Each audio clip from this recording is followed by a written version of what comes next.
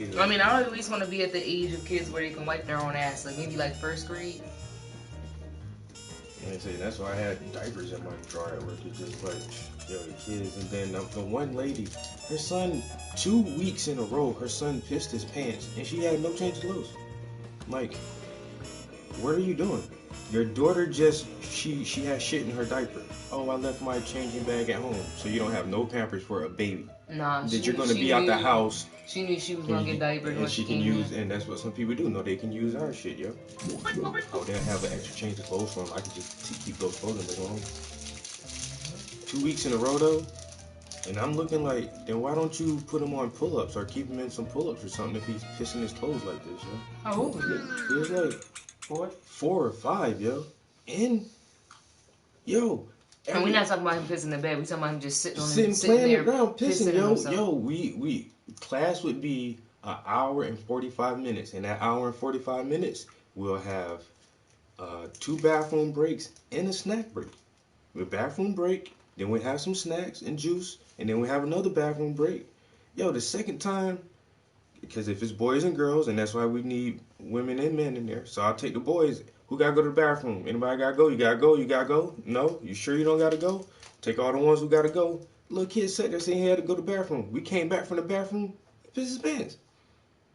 Oh yeah. I'm like, That's some trauma. What are you doing? But he went to the bathroom the first time.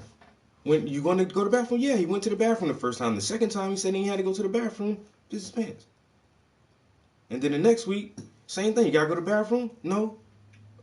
30 minutes later, bro, you pee your pants. Why didn't you just? Yeah, that's what I'm saying. That's a psychological. Why didn't you just go to the bathroom? And then the two little brothers, and I'm happy the white lady said something I did, cause the boys was stink, and they was like 11 and 13. They were older kids, and they smelled like they ain't washed in 2 days, like smelling like sweat and funk. And I'm just trying to deal with it. And Mickey was like, she's like, Travis, you need to say something to them boys because they smell. Take them in the bathroom, have them wash off or something, and tell them to put some deodorant on. And I was like, I felt embarrassed doing that. And then of course they told the parents, oh, they made us put Travis made us wipe our arms off and put deodorant on. And they're like, yo, your kids fucking stink. Yo, tell these motherfuckers to wash, yo. Like, it's hard dealing with, I don't know, man. My job is weird. I love it because I know I'm helping people, but at the same time, some people, and they don't take care of their kids, yo. Well, I'm scared to go into psychology because I know I'm going to get that person that's like, I want to kill my mom. And I'm going to be like, huh? You want to do what? But some people don't need kids, yo.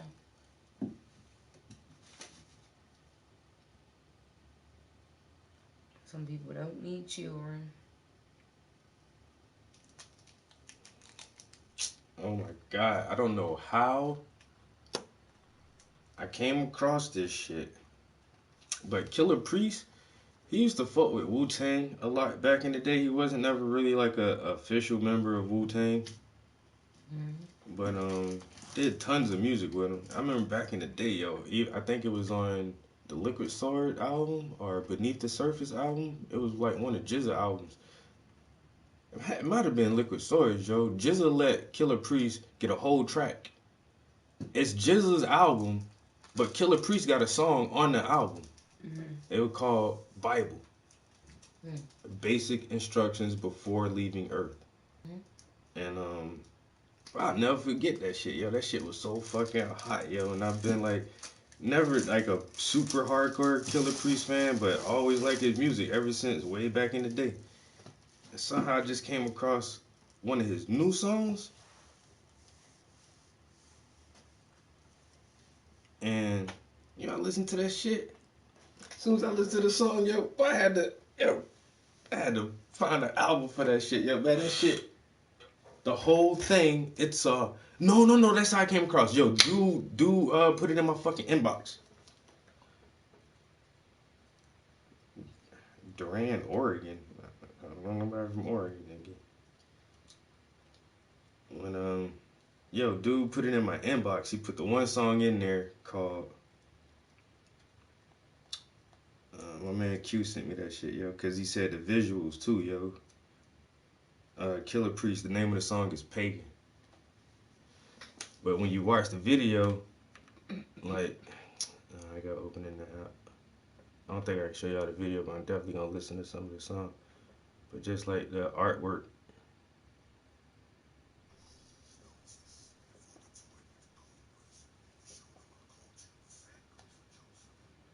and that shit look pretty damn good, yo.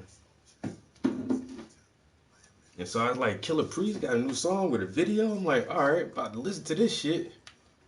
It's not a song.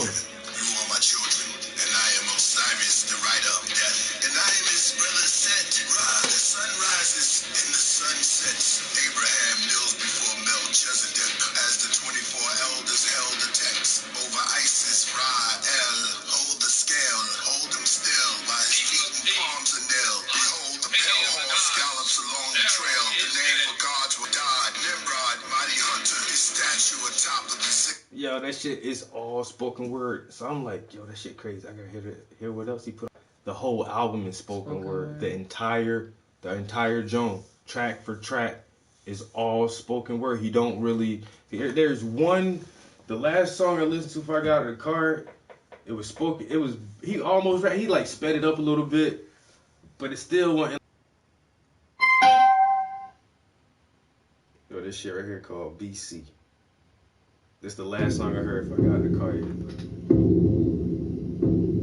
Within my black flesh, I suppress Melchizedek, where the rest of the gods are compressed. The right arm did the jet, then the leg, then my arm on my left, and the head was next. It stood erect over my neck, over my chest, over my pecs. Then she had breasts. I took a deep breath, my arms stretched, and my knees flexed. Then I walked up the ziggurat steps, ancient astronaut that pick up your calls before the lever is pressed. Whether you want to talk about deep thought or you just depressed, before the corpus text, beneath the mysterious orbit and ball deck, during the time of the T-Rex, it wasn't even called BC yet. Let us experiment with the pyramids, and through time and life cycles we'll make appearances. We'll visit tribes in the villages, even little kids never came near the pig, cause we Nazarites.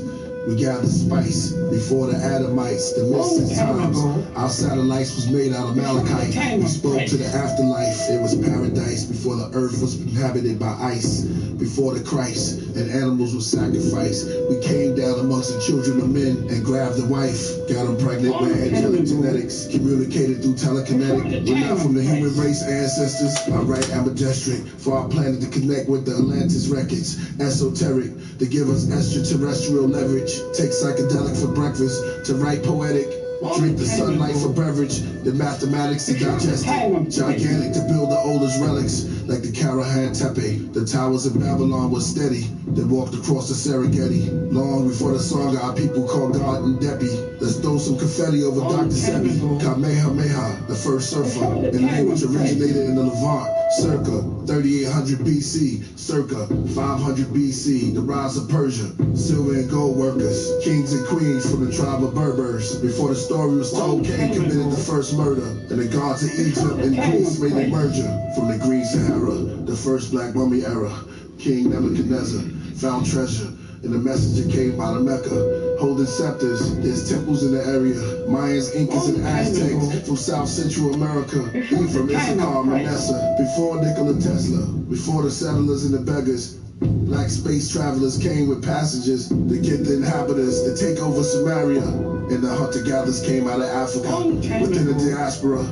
The Antediluvian, to the Natufians, to the Nubians, for the medieval Hebrews in Camoria, speaking Tongo, Benin, and Yoruba, Uruguay, the Niger Congo, Western Sudanic, Creole, Igbos, and the Negroes, Southern Morocco beneath the Cosmo, the Holocene, the pale-nosed gene, the dynasty of the Ming, and the Yellow Kings. That motherfucker just spit all kind of shit, yo. Talk about the fucking black extraterrestrials came down to fucking Samaria and then met with the motherfucking Ethiopians coming out of Africa and started building different civilizations and teaching these niggas shit, yo. It's like, I'm saying, I don't really, I used to subscribe to the ancient alien theory, and then I got away from it. Vanities, saith the preacher. But now, vanity of vanities, and all vanity. I don't know, even some, like credible astrophysicists are thinking about like ancient alien theories. And now it's got me back on that shit again. You know,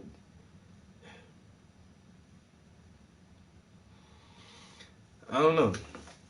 I really like Graham Hancock's, him and John Anthony West, um, Robert Schoch, people like Brian Foster. But even Brian Foster is saying it now. I mean, and Brian Foster's been doing research for years. And Brian Foster, he's an older white dude. He's married to, his wife is from Peru. His wife is Peruvian. That guy who fell in love with Peru in college, and he just never stopped studying all these ancient sites. And he's literally been to all of them. So he has firsthand like understanding of like the structures of these places. And so most of these people just say like there was a global civilization just like today. We know people in China, China know people in Canada, Canada know people in Brazil, Brazil know people in Russia. We all know that we're all here and we have a global civilization. We, for the most part, we're all connected some type of way. And what these guys say is it was like this before. It was already pretty much like what we have today. Maybe different types of technology and, you know, completely different cultures, but there was once a global civilization where the peoples knew about peoples elsewhere. Something fucking happened and it was literally an extinction level event, and some people call it the Younger Dryas, where, you know, 97% of human life was wiped out, and the remnants of what was left, you know, told us these great stories of Atlantis and flying machines and all this thing, you know, and it turned into myths and legends and finally turned into like religion and all this other stuff. And now we have these tales of, you know, jackal-headed men or winged lions and, you know, people walking on water and resurrecting motherfuckers from the dead. But could it have all, you know, started from like real events that really happened in a prehistoric civilization that we can't really trace back because it was so long ago? Like nobody even can there's nothing really left of it to even prove that it was here. But when we find little shit, like the dude from Bright Insight, he put together a really good video showing like the step pyramids in Mesoamerica and Africa and in China. And like, oh, well, that was just the easiest way to build it. But no. When you look at these shits, they all look almost exactly the same. They almost look all exactly the same. Like these motherfuckers had the same instructor teaching them how to build this shit, yo. And his My dumbass. I seen somebody saying it says Matt J and then it says Cole. I just saw J and a Cole. I was about to stop everything. I was like, oh, J. Cole. Got him. My man. Swiss Beats was on here the other day. I was in the room with Swiss Beats. What he was talking about? He wasn't really talking much. He was actually letting the other people talk. But, you know, everybody was just saying, like...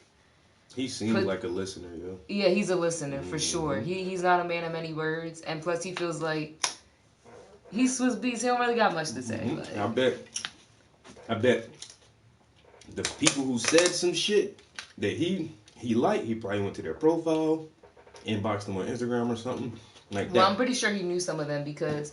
Like this one dude today, he got 61,000 followers on Clubhouse, and I'm like, how long has this shit been around? 61,000 followers. Yes, and he only follows 1,000 people, and he's like an executive, but he's not like an artist. You know what I mean? Like normally the artist has a bigger platform. But yeah, Swiss was in there, like, and King Los, he was cool. He was kind of talkative, giving people advice, like running the platform, but Swiss wasn't really talking a lot. Tim Akamora, blue check. 86,000. Yeah, like, that's believable for Instagram, but to see that shit on Clubhouse is like, what the fuck? That's what's up. Yeah. That's what's up. Like, I know, like, a couple of artists, like, real famous people. Like, I texted the homie the other day. It was just like, I don't know, like, I'm getting close to, like, all my projects I have, and I'm really dry for ideas, yo. I'm not even gonna lie, yo. Like, I think I'm coming into a block. But if I take pictures, like, what are the concepts for it? And it's just like something for the spring. You just have to sit down and brainstorm. Yeah. Take some pictures of some birds, some animals. So I think I need like a city trip, yo. I just hit Tim up. I was like, bro, you doing anything in the city, man? Like in person? I know COVID and shit, man, but I just want to chill around you, man, and get some juice or something, man. Get some mojo or something. But he's like, he ain't got shit playing right now because it's COVID in New York. Like, ain't shit popping off. Yeah, you can still just find an area to go take some pictures. I need to do something, man.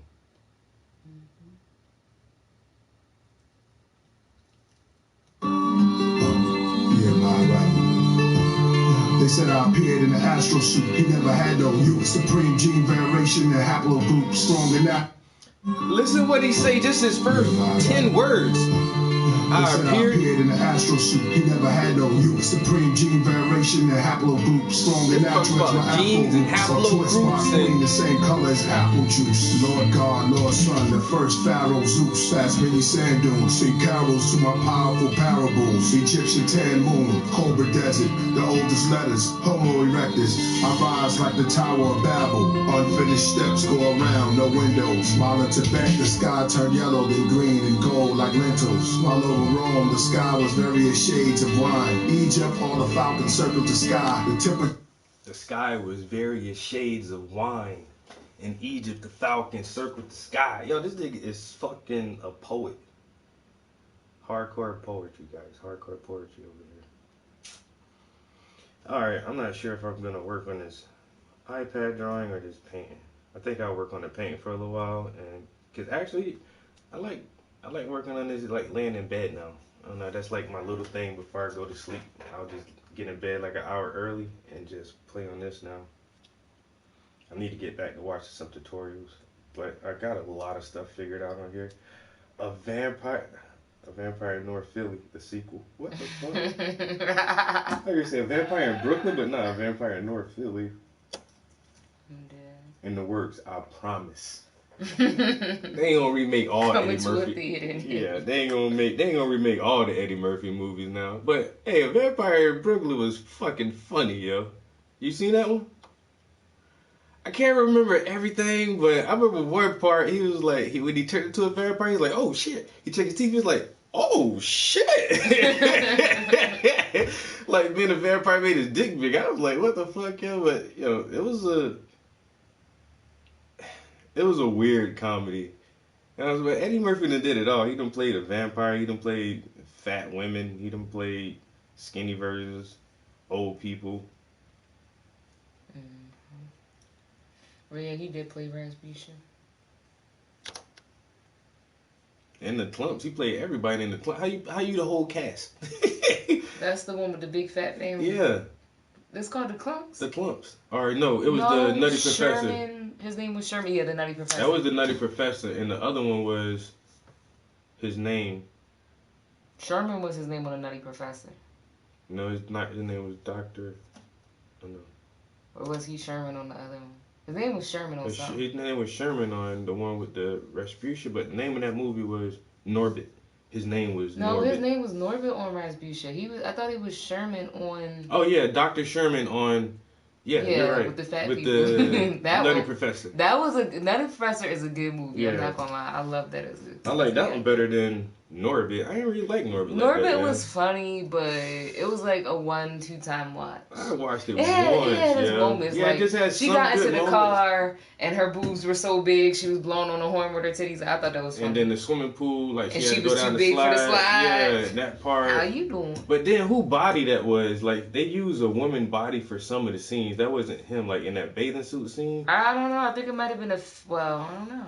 It could have been good makeup in a fat suit. I don't know. Right. That makeup was good though, and he Yeah. played that well. Well, still not. His voice just makes his character, like, anytime he plays something, his voice is automatically gonna make it donkey. Like, you just know it's him. Yeah, Eddie Murphy's one of the greats, yo. And he literally has gone from, like, started on the spectrum of dating, like, brown skin and dark skin women to go on to light skin women to I only see him with white women now. Not that it matters, but I just think it's funny that, like, he literally has gone from, like, one end completely to the other. And, like, as you look at his kids, they go from, like, darker to lighter to lighter to lighter. Like, that shit is funny. Well, I keep seeing a picture of him and his one daughter. Is she in the movie with him or something? Yeah. Can we get that bottle off there? On the side of the refrigerator? Other side. Damn, this shit won't connect to the fucking Bluetooth speaker now? What the fuck? I'm kind of hungry again.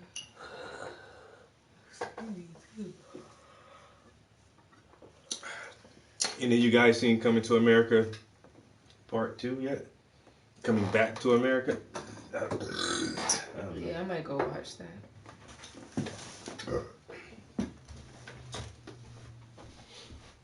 Well, my phone connected to it. But now the speaker don't want to connect to my laptop.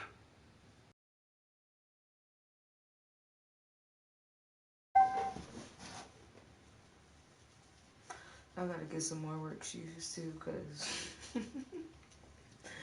them shoes I ordered. I don't know, guys. This fucking speaker's acting wonky right now. Look at you using my words. It's wonky. Let's have my Bluetooth on too. Alright, so currently working on this piece. So what I want to do is, I did add like a little to the hair. Her hair is really bright, so there's gonna be multiple layers of colors to get her hair to look right. But the shadow on her chest is really fucking crazy. So I gotta figure out if I'm gonna paint the shadow and then paint the skin around it, or paint her skin and then paint the shadow on top of it. I think it'd be easier if I just Put the shadow on top. yeah. I was just like, I didn't even notice that until you Yeah, said that's it. why I left it off in the underpaint. Because even when I was doing the underpaint, I'm like, damn, which one should I do? Should I do the shadow or should I? So I did most of her skin, and then I was gonna bring the shadow back on top. I think I might just keep it that way and just paint her skin and do the shadow second. That's a lot of like fine brush work, yo. That's a lot of shadow. Yeah. That's why I like it, the contrast. There's so much contrast in her face, a lot of different tones and variations, and then those bright shadow spots. And then her hair is just like this really, really bright gold color, but against the blue sky. So it's like a challenge. It's a color challenge for me, actually. So, yeah, I think I'll just do it the way I did the underpainting. So I do want to get back into the skin tones, and there's not much left. Like, it's just a little bit of chest area here, and one little bit of her forearm is showing. So I might work on this for the next hour or so. And honestly, I've told myself I'm gonna treat this canvas like two different paintings. So the sky is done. I don't think I'm gonna touch that anymore. This railing right here is, I'm gonna add some more detailing to that to bring out the shadows and the highlights more. But I really think I'm going to paint her in this railing because the sky is finished. And I'm going to finish this as much as I can, this portion. And then I'll just leave this section of railing and steps and this little building back here. I'll just paint that last, like, and just have it separate, like it's almost a separate painting. Like I say, we'll be working on this. And this is an after work stream, so definitely need to get painting. I didn't paint yesterday because I had to run a bunch of errands and file taxes and go by the post office and all kind of dumb shit yesterday. And I went to the shop yesterday. My brakes were making some noise. Like, not all the time, but every once in a while, like I was getting a fucking squealing sound coming from my brakes, and I'm like, I hope I don't need no fucking new brakes, yo, cause I ain't really got it right now. But my mechanic looked at it, and he was like, bro, you're good. He was like, it's probably just a hard spot on one of your brakes. It'll rub out. So he checked all my brakes, checked my tire pressure, and actually took one of those high pressure hoses things and blew out like a lot of dust and stuff off my brake calipers from like the snow. Because rust will build up in just a few days and weeks from like snow and salt and all that shit. So he blew all that shit off for me. And that was cool. So, yeah, you up? I'm going upstairs for a second. You want to DJ or something? Maybe. Well, I should have smoked before I put the camera on the canvas. Now I feel like Smoke. I was about to say I was gonna roll up. Too, yeah. So. I don't know if you want to smoke what I have, because it's not what I have. Yeah, I probably just hit the bone, yeah. Where is it? I don't know. I think it's in the living room. Is there already stuff in it, or do I need to bring stuff upstairs too? There's something. There should be something in my grinder. Anything else? No. You want this? No, thank you. I got a few of them. Earlier today? Mm-hmm. Good. How many people did God kill in the Bible? For some reason, this video is 2 hours and 28 minutes long. That's funny. That's a lot of people. It takes 2 hours. Wait a minute. 28 minutes. It takes 2 hours and 28 minutes to tell how many people God killed in the Bible. Well, this girl earlier say, this brown skinned girl, she said cancel culture ain't real for black people. She said because God ain't come to save us during slavery or some shit. I was like, what? What does that even mean? What is cancel culture? I don't know. She said, I understand cancel culture, but Me it ain't too. real for black people because we didn't get saved during slavery. because God didn't save us. Or I guess she was saying like cancel culture ain't real. Like we didn't cancel Christianity after Oh yeah, God yeah. didn't come and save black people during slavery. Like, I get it. No. I feel you. Motherfuckers trying to cancel make believe people. Fucking Yosemite Sam and motherfucking Donald Duck and shit. You know what I'm saying? How you gonna cancel make believe Dr. Seuss and the Who's? All the Who's in Whoville was burning some motherfucking crosses. You know what I'm saying? That was what's going on. Motherfuckers acting like some Grinches.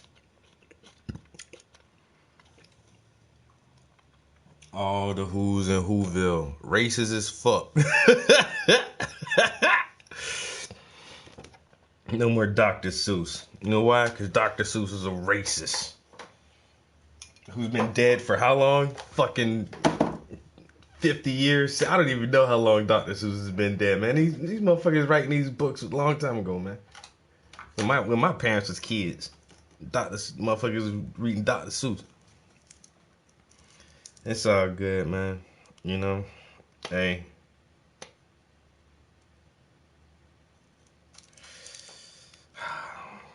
That's why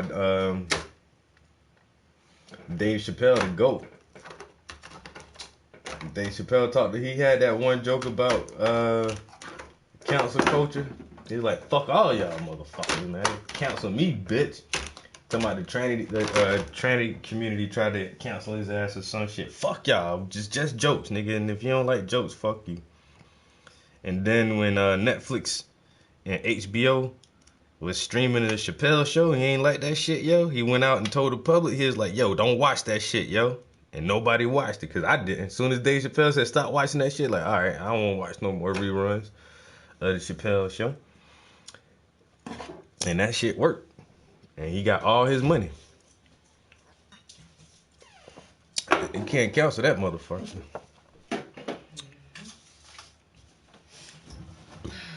some freeze pops. Oh, thank you. Yep. I think the dog pissed in her bed. Yeah, I'm about to have to book. I can't even talk right. Whoop some dog heads.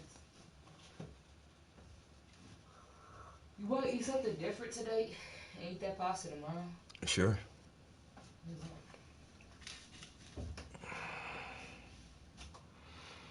So the competing COVID narratives are, should we listen to, well, how many people did God kill is too I don't long? want to hear about COVID.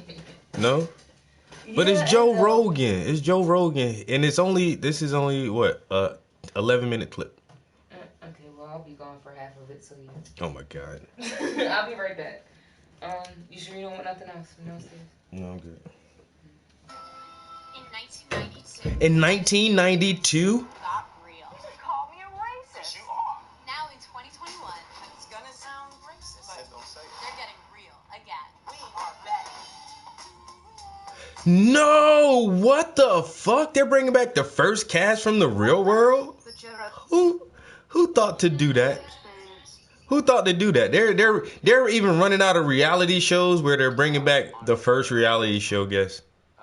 One of the flight attendants came up and kind of tapped me on the shoulder as we were getting ready to land. He said, "Well, be careful because you know, Texas has gotten rid of the mask mandate." So, and the point was from the flight attendant was, you know, Did she just say it to you? yeah, it's gonna be like She likes you. yeah, it's a That's Wild what that West. is. It's She's gonna be the trying to let Wild you know. West. Well, you know, She's like Mr. Pankhurst. you be careful out there because you know. So I like you. Yeah, and so, but the point, my wife was sitting right next to me. There was nothing untoward. It wasn't like, Okay. no, we were not engaged in any shenanigans. But the point was that they looked at it and they go, oh, you know, Governor Abbott said this, and it's political, right? But Yeah. my point of my story is, I walked off the plane. Everybody was wearing a mask. Yeah, this is the thing Yeah. that Governor Abbott said. He said, I encourage you to wear a mask. You should still wear a mask, but I don't want the state to tell you what to do. Right. That's what I support. And if you don't want the state to tell you what to do, you shouldn't want the federal government Exactly. telling you what to do. Exactly. But everybody I've seen in Austin wearing a mask. Yeah. Well, until you go to a restaurant and you sit down and there's no mask, and I don't understand that. Well, the whole thing yeah. is nonsense. Yeah. You have to wear a mask when you go to pee, and then you don't wear a mask when you come back and Get sit back down to at your your table. table. Like, Yeah. okay. I mean, because, you know, to be fair, they've got, you know, mostly 6 foot distance. You know, they haven't, the places that I've been here in Texas, they keep the social distance. But I guess my point was, like, you get this, and we talked about this earlier off before the show, but was the idea that some people just like to suffer, and they suffer well, right? They enjoy Yeah. the fact that Yeah. this is hard and bad, and that's really sad, but it's true. There's people that they enjoy being depressed. It's a hard thing to even say because you don't want it to be real.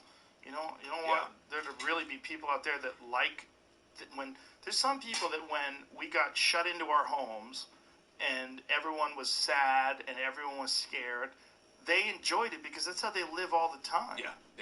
Or there's just it's their time to shine. Some people have really shown during the pandemic. Yeah. And it's like I saw this post from this individual who is a professional, clearly from their job, and they posted, I'm dealing with such anxiety now because of the possible return to normal and the idea that I'm going to have to travel and I won't be able to have dinner with my kids. And I'm just like, and I'm thinking, fuck you. You've had it was clear from the post that they've had the luxury of working from home and not losing their job. And they could teach their kids. And it's this idea of not opening the public schools.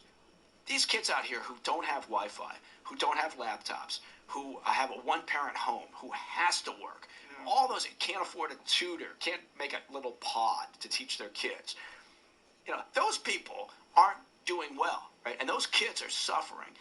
And then you get like the people who can afford to set up a private pod for their kids and bring a tutor in and have strong Wi-Fi and can do all those things, have English as a first language. And they're doing just fine. And they're like, well, we should not go back to school. Fuck you. Kids have disappeared off the radar during this past year. And the schools don't even know where they are in places like New York and Chicago and other places. So it's fucked up. Yeah, you know, there's narratives out there, and the problem with these narratives are it's not that they're all completely inaccurate. That's crazy. Some kids are off the radar for the school districts. Like, we just don't know where this kid is at. Like social media, Oh, wow. you get a a bunch of people that support it, and a bunch No of people parents argue answer the against phone when we it, but call. if it's a narrative like we should stay home, we should all wear Kid masks. doesn't show up for Pretty hard for people to virtual fight classes. against that, right? So people they crazy. pile on, and then Just people not get getting addicted to education. like Yeah, the it's like, fuck it. reactions and the Lost to interactions the on system. Twitter, and it's like it becomes this weird fucking Grow food tonight? method of communication, method No, of we discussing ideas, and We got the they stuff get we people need get now, so. really attached to whatever Whatever they believe in, you whether they want believe hot the dogs kid and should be in hamburgers, school or to do the you end wanna of go to time, and steaks or what? all fucking We can just do hot interactions dogs and should be burgers done if from it's already Zoom, there. or that we should all throw away our masks and achieve herd immunity, and we should take vitamin D and go out in the sun and fucking exercise and eat healthier and. You can do all of it, right? You can wear a mask because okay, fine. My freedoms aren't infringed by wearing a mask. I don't give a shit. It's not that big right? a deal. Yeah, but at the same time, do I want my kids back at school? Do I think it's healthy for my oldest boy Sluggo to be wearing his pajamas or his sweatpants all day long and learning from distance? No, and I think that it's just. So there are, I do agree with the idea that there are people that suffer well. They're kind of wielding this whole thing as a sword of justice, yeah. So, well, a good example, the comedy community is an interesting example because one of the things that a lot of my professional comedian friends have found is that there's a lot of people that never worked, and when I say never, I'm exaggerating, but they weren't successful. They weren't selling out clubs and theaters. They weren't doing well. And they're so angry that some comics have decided to go on the road again.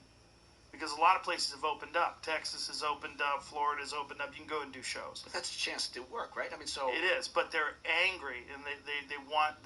The narrative is that you're doing these super spreader events. People even got mad at me and Dave Chappelle because Dave and I were doing these shows at Stubbs Amphitheater in Austin outside. There's no evidence whatsoever that the virus spreads outside. Right. And I mean literally none. There's no evidence. And then on top of that, we test everyone in the crowd. It's expensive. It takes a long time. The people get there early. We test the entire crowd. Are you doing temperature checks? Or no, we're doing antigen tests for the entire crowd. That's crazy. Yeah. I mean, that's great, but it's crazy. It's expensive, but it's the way to do it, and we had a great fucking time, and we're doing it again. But some comics have been mad at that. But if you go and look at the comics that are mad, they're all unsuccessful. Yeah. Or super liberal, and they're virtue signaling. They're looking to like tag on to this idea that what you're doing is bad, and then what we should do is all stay home and lock down. Like, you can go outside. And by the way, most people, like 99.9 whatever percent, survive. There was a recent study that showed that 78% of all the people that are hospitalized from COVID are overweight. Have you seen that? Yeah, I've seen that. Yeah, where is the shame in that? All these people are talking about fat shaming. Right. You want to talk about the super spreaders? Yeah. It's people that have ignored their health, and those people need help, and they need support, and they need love. But there's a reality to the people that are getting sick from this. If everyone was healthy, this would almost be a non-issue. Now, that's not a health shaming thing. Like, we should be shaming people that are in poor health or people that are born with comorbidity factors like diabetes or whatever. Of course, yeah. But we're not looking at this thing 100% objective. If we were, we would have a completely different take on it. Well, look, there's no science. As an example, I'm focused because I got these three knuckleheads at home, right? So I'm focused on like the education side of things as well, and so as are you. But there's no science. People believe science. Well, of course, believe science. That's one of the funniest narratives. Believe science. Well, who the fuck doesn't believe? I mean, that's fine, but it's a political issue, right? So, but I think that there's no science that shows that a 6-foot distance in public schools for kids, right, is essential to their health. So, in fact, the science shows 3 foot. That's fine. And what that does, though, the importance of that is logistics, right? Because it allows for you to get the schools open again. People will talk about the 6-foot distance. We can't get the kids back into their classrooms with 6-foot distance. We can't get enough of them in there. It's the little things. It's the logistics of it saying, well, get it down to 3 foot, which is what the science supports, and then you can get these schools, you can start opening these places back up in a responsible manner. Honest to God, we're going to look at this in a year or so. We won't, because we're not going to be honest with ourselves. But if we actually did an honest hot wash of this reaction to the pandemic, our reaction has been pathetic, right, over this past year. This has not been a shining moment for us. Don't you think part of the problem is we started out with a different idea what the virus is. We started out thinking that it was going to be like the next Spanish flu, that it was going to kill. I mean, everyone was terrified, me included. I was scared of it. In the beginning, I thought that it was going to be something that kills 10% of the population, you know? And it didn't turn out to be that way, but we never made an adjustment. Yeah, no, yes, I think that's true, and I think also part of it is you can't negate or minimize the political reaction, right? If Joe Biden had been president when this thing broke, I guarantee you the reaction would have been somewhat different. The fact that Trump was in there and created so much emotion, and there was such animosity. Thank God Trump wasn't pro-vaccine. We would be fucked. Because, you know, he was pro so many other therapeutics, and they're like, hydroxychloroquine is racist. You know, like, thank God he didn't say anything about ivermectin or vitamin D or quercetin or any of the other things that we've been, or zinc. Yeah, but I do think that that was a big issue. Was like, see, he's so polarized, and we can't trust the vaccines because they were developed under Trump. Right. Oh, fucking believe the science. They were developed by companies that have nothing but scientists and doctors and engineers working inside them. Yeah. And so if you believe the science, then you better believe that they were developing vaccines that you should have been happy about. So, everything, I don't know. It's the political nature of this country.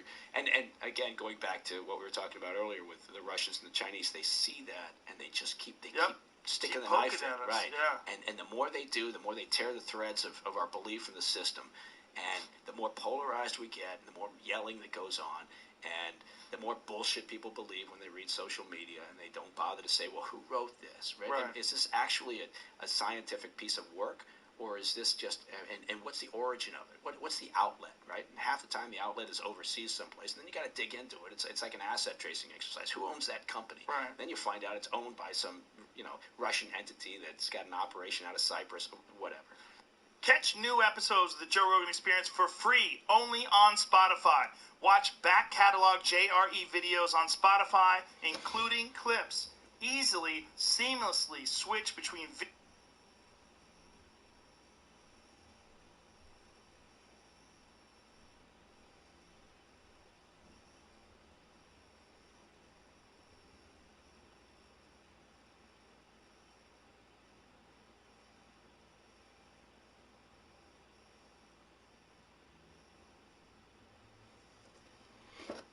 This is Democracy Now!, the Quarantine Report. I'm Amy Goodman. To mark Black History Month once again, as well as the 25th anniversary of Democracy Now!, we turn now to one of the last television interviews given by the visionary Black science fiction writer Octavia Butler. In November 2005, she came into Democracy Now!'s old Firehouse studio. Just 3 months later, Butler died on February 24th, 2006, after she fell outside her home outside of Seattle, Washington. She was 58 years old. Butler was the first Black woman to win the Hugo and Nebula Awards for science fiction writing. She was also the first science fiction writer to receive a MacArthur Genius Fellowship. Butler's best-known books include the classics Kindred, as well as Parable of the Sower and Parable of the Talents, 2/3 of a trilogy that was never finished. Published in 1993, Parable of the Sower is set in the 2020s in California. That's right, the 2020s now in California, amidst a global climate and economic crisis. Octavia Butler described them as cautionary tales. They were what I call cautionary tales. If we keep misbehaving ourselves, ignoring what we've been ignoring, doing what we've been doing to the environment, for instance, here's what we're liable to wind up with. In her books, Octavia Butler also I've heard her name, but I definitely haven't read any of her stuff. Yeah, I didn't know she was a science fiction writer. Her work inspired a new generation of Black science fiction writers. She's been called the mother of Afrofuturism. And Octavia Butler's audience has continued to grow. In September, she made it the New York Times bestseller list for the first time, 50 years after she began writing and nearly 15 years after her death. Oh, wow. Democracy Now!'s Juan Gonzalez and I interviewed Octavia Butler in November of 2005. It was shortly after Hurricane Katrina devastated New Orleans. President George W. Bush, the former governor of Texas, was in the White House overseeing the U.S. wars in Iraq and Afghanistan. Part of this interview aired live, but some of it has never been broadcast before. How did you first start writing science fiction? You grew up in Pasadena. How did you first become attracted to that type of writing? Oh, I think I loved it because, well, I fell into writing it because I saw a bad movie. A movie called Devil Girl from Mars, and went into competition with it. But I think I stayed with it because it was so wide open. It gave me the chance to comment on every aspect of humanity. People tend to think of science fiction as, oh, Star Wars or Star Trek. And the truth is, there are no closed doors, and there are no required formulas. You can go anywhere with it. We're talking to Octavia Butler. Her latest book is Fledgling, wrote the Parable series as Katrina was happening, in the aftermath of Katrina. A lot of people were talking about Octavia Butler and how the Parable series made them think about that. Explain. I wrote the two Parable books back in the 90s, and they are books about, as I said, what happens because we don't trouble to correct some of the problems that we're brewing for ourselves right now. Global warming is one of those problems, and I was aware of it back in the 80s. I was reading books about it, and a lot of people were seeing it as politics, as something very iffy, as something they could ignore because nothing was going to come of it tomorrow. That and the fact that I think I was paying a lot of attention to education because a lot of my friends were teachers, and the politics of education was getting scarier, it seemed to me. We were getting to that point where we were thinking more about the building of prisons than of schools and libraries. And I remember while I was working on the novels, my hometown, Pasadena, had a bond issue that they passed to aid libraries. And I was so happy that it passed because so often these things don't. And they had closed a lot of branch libraries and were able to reopen them. So not everybody was going in the wrong direction. But a lot of the country still was. And what I wanted to write was a novel of someone who was coming up with solutions of a sort. My main character's solution is, grows from another religion that she comes up with. Religion is everywhere. There are no human societies without it, whether they acknowledge it as religion or not. So I thought religion might be an answer as well as, in some cases, a problem. And for instance, Parable of the Sower and Parable of the Talents, it's both. So I have people who are bringing America to a kind of fascism because their religion is the only one they're willing to tolerate. On the other hand, I have people who are saying, well, you know what? I think I've held this book, Parable of the something. I've had that shit in my hand and looked at it and was like, yeah, I don't think so. I swear to fucking God, yo, Octavia Butler, Parable of the Sun or something. I've had that shit in my hand. A little from Parable of the Talents. I'm gonna read a verse or two, and keep in mind these were written early in the 90s, but I think they apply forever, actually. This first one, I have a character in the books who is someone who is taking the country fascist and who manages to get elected president, and who oddly enough comes from Texas. Wow. And here is While President Bush is in office from Texas. Inspired to write about this sort of situation. She says, choose your leaders with wisdom and forethought. To be led by a coward is to be controlled by all that the coward fears. To be led by a fool is to be led by the opportunists who control the fool. To be led by a thief is to offer up your most precious treasures to be stolen. To be led by a liar is to ask to be lied to. To be led by a tyrant is to sell yourself and those you love into slavery. And there's one other that I thought I should read because I see it happening so much. I got the idea for it when I heard someone answer a political question with a political slogan. And he didn't seem to realize that he was quoting somebody. He seemed to have thought that he had a creative thought there. And I wrote this verse. Beware, all too often we say what we hear others say. We think what we are told that we think. We see what we are permitted to see. Worse, we see what we are told that we see.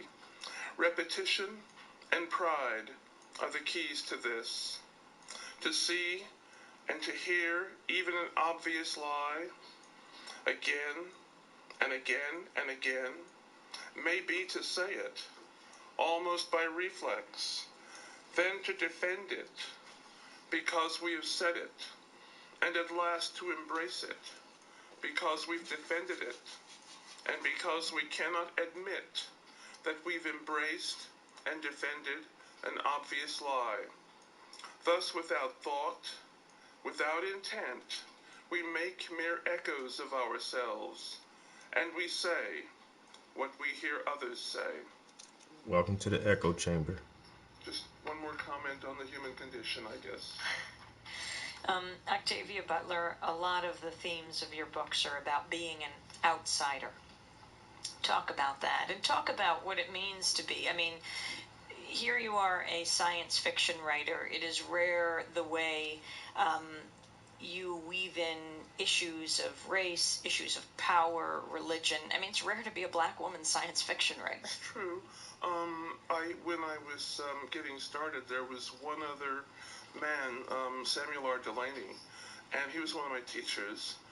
And we were having a panel discussion at a library one day, and somebody asked, well, how many of you are there? And we looked at each other and we said, we're 2/3. There was one other man up in Canada who was writing, who has since gone a different direction. So things are better now, but there was a time when there was almost nobody. I think part of it is just because people do what they see other people doing. I had a student come up to me at Michigan State University, and this was a young black woman many years ago, and say, you know, I always loved science fiction. I've always wanted to write it, but I didn't think we did that. And she was afraid that if she got into it, there would be closed doors. And life is short. So sometimes people don't want to take the risk of running into closed doors. My friends said to me,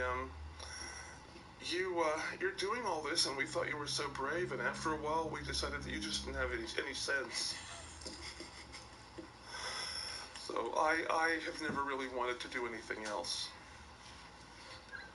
When you tour around, and obviously the people who come to the readings are the fans who regularly follow you, what is your sense of your readers in terms of what they're most attracted to when they're writing? I've always had So I got that little shadow blocked in. Definitely gonna have to come back and go over that. But a lot of that is wet right now, so I may switch up and just detail this. I want to get this railing done before I do any more to our hair, because our hair comes across, even this bar right here like her hair comes in front of that bar itself. So I want to like just go ahead and detail all this dark area, and then I'll feel more comfortable working on her hair to pull her hair across and work on her shirt here. But the skin is okay. Like this is just the second layer. So once this whole layer dries, I'll come back, do the skin again, make the highlights pop out some more. Definitely rework the shadow, get highlights on the arm. And yeah, but I think I'll just focus on this for a while and her hair maybe. But slowly but surely, What the dude said, the tortoise wins the race. Like, nah, nigga, you just moving too slow.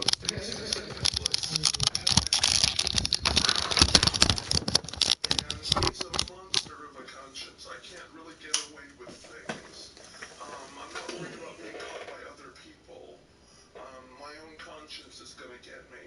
It's when people begin using their religion as just a way of getting power over other people that scares me. And I'm afraid that's what's going on in a lot of cases right now.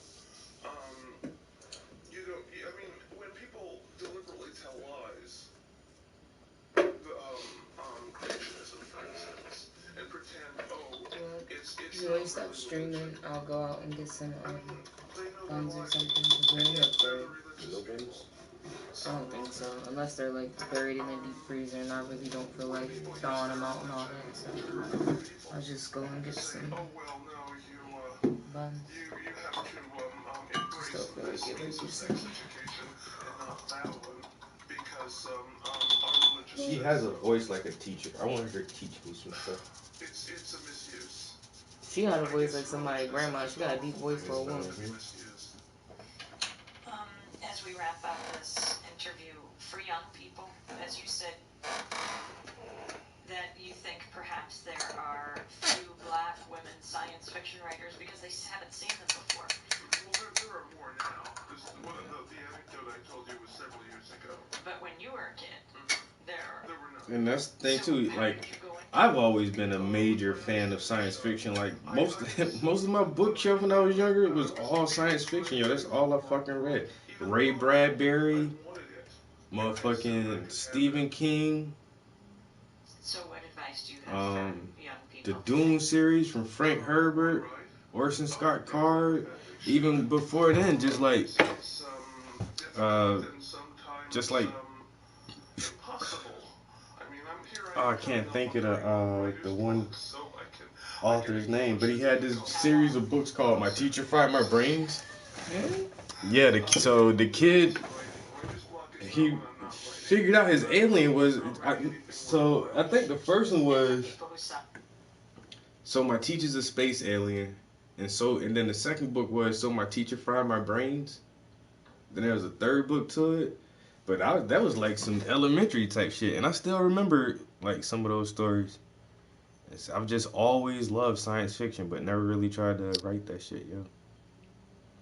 I know it just seems like, yeah, it's something that black people don't do. But then I was listening to somebody give like a little talk about why black people don't do more science fiction, and it's because like we don't see ourselves projected into the future for some reason. And white people don't even see us projected into the future. That's why when you see most really big budget futuristic movies, there's still black people. Yeah. You know, like the whole Star Wars franchise. When they made the Black Jedi, it was like, oh. I mean, they had the one dude, Boba Fett or something one time, but I don't know. Like I don't know. Motherfuckers don't see us 3,000, 5,000 years from now in the future. It's just like, they'll probably kill themselves off or something. And so, for some reason, we don't see ourselves projected into any, like, sci-fi futuristic setting. But I always thought about, like, writing some sci-fi shit. Like I said, I used to be so big on the ancient aliens theory, yo. And just, what if somebody, like, really wrote some novels about I love the ancient aliens. The progenitors of humans, yo. And it was, like, black people. What if a race of black aliens came here and started life or some shit? Because even in Prometheus, when you watch that movie, which is like a prequel to the Alien movies, the progenitors of Earth, they were like tall grays. Well, they were not gray, but they like a pale white, like hairless beings, but they were like perfect beings, perfectly sculpted beings, but they didn't have color to them. I would change that shit around, make them fucking, you know, like full of fucking antimatter and melanin or some shit. Motherfuckers just dark as fuck. That's what Dr. Malachi Z. York used to preach. That the black aliens came, and then they supposed to go back, supposed to come back and get us on the Jesus shit. And the Jesus shit.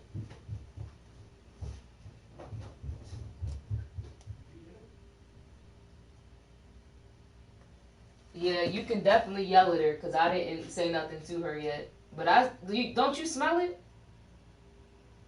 Because I just cleaned up yesterday, like just vacuumed.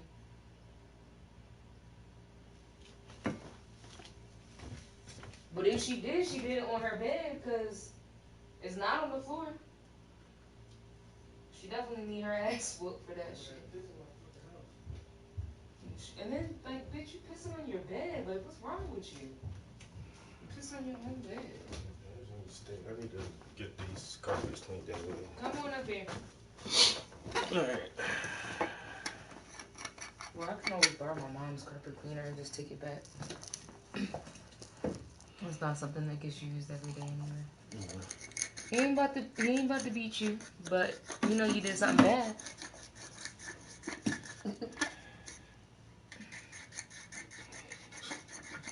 I got them Dutchies. Said a Dutchie? No, I said Dutch cheese, nigga. Dutch cheese. Oh, it does say that. Got them Dutchies. Dutch cheese. And I'm over here like Mr. Dutches and shit.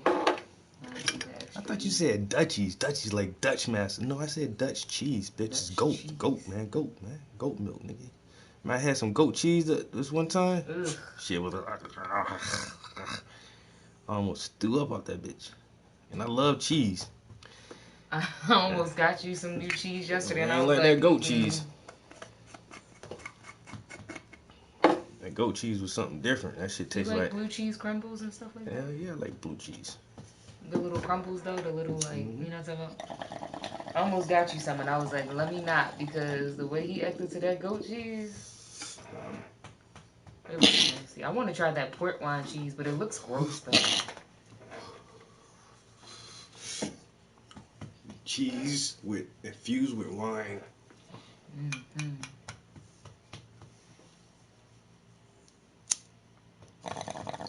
Booski boo. Booski boo. You know, stinky butt. You gotta go to the groomers this week or next week sometime, cause you stink. That's what I might do. Take her to the groomers tomorrow. Why you all up on me? Why you all up on me? Pass the touchy on the left hand side.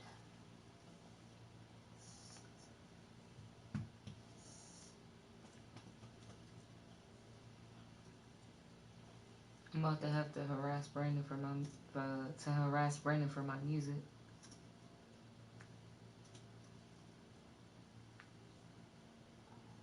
Like what this song is.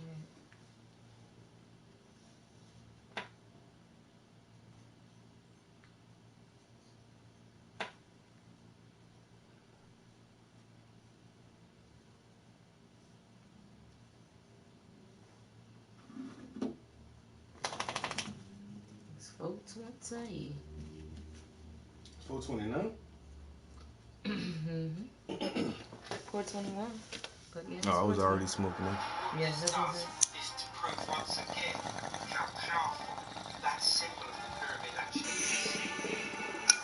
It's only been in recent years that we've had the technology to actually answer the question, does The Great Pyramid is part of an attempt to create a three-dimensional model of the afterlife realm. Not only does the Great Pyramid give us the dimensions of the Earth, but it does so on a scale defined by the Earth itself. The weathering and erosion that I saw on the Sphinx was not compatible with Saharan desert hyper-arid conditions. They said this was absolutely impossible because there's no civilization when you go back to 5,000 to 7,000 BC that could construct the Sphinx. Who built these things? They were built by the Crocodile Kings. Now that might be a perfect definition of what the Anunnaki were, because we do see a lot of depictions of them with reptilian features. The recent ways of gathering of wild wheat to eat have not been enough for such a population in one area. But how then could the cultivation of an intense amount of crops begin? Billy Carson suggests that there might have been an intervention. There was a great cataclysm that pretty much separated humanity, and the pre-Adamites were leading humanity at that time. Most of the pre-Adamites died in the cataclysm. The ones who did not die were spread out across the earth, and they began to reestablish civilizations, and to bring humanity together so they could teach them animal husbandry and how to grow crops. Not just the grains, but a lot of corn, a lot of the different things that we harvest were genetically engineered by the non-terrestrial groups. They were brought here from another planet and genetically spliced with native plants.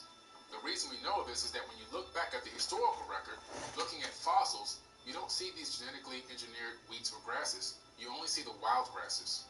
These crops seem to appear here out of the blue on the historical record. And the historians have located ancient grains in Anatolia, Turkey. So what are the chances that these grains are going to have their birthplace in the same place that humanity did? Could the ancients have genetically altered the grasses of Earth? And if so, how did that modify the human DNA?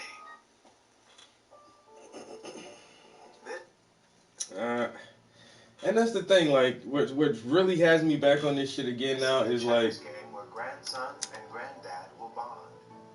For the simple fact that we are on the cusp of going to Mars. Yeah, I'm not gonna be the first one to go. Sorry. You know what I'm saying? But in 20,000 years from now, you know, if the first colony on Mars doesn't succeed for whatever reasons, but it initially has some successes. So let's say that we go to Mars, we set up home colonies, and within 6,000 years, we're able to start terraforming Mars itself to make it more habitable, to give it an atmosphere and to have vegetation come back. And so, in 10,000 years, that should be a well-founded civilization. And then some shit happens. I don't know, some major volcanic eruption, some asteroid impact or something. And most of the people on Mars are fucking wiped out. A few of them survive.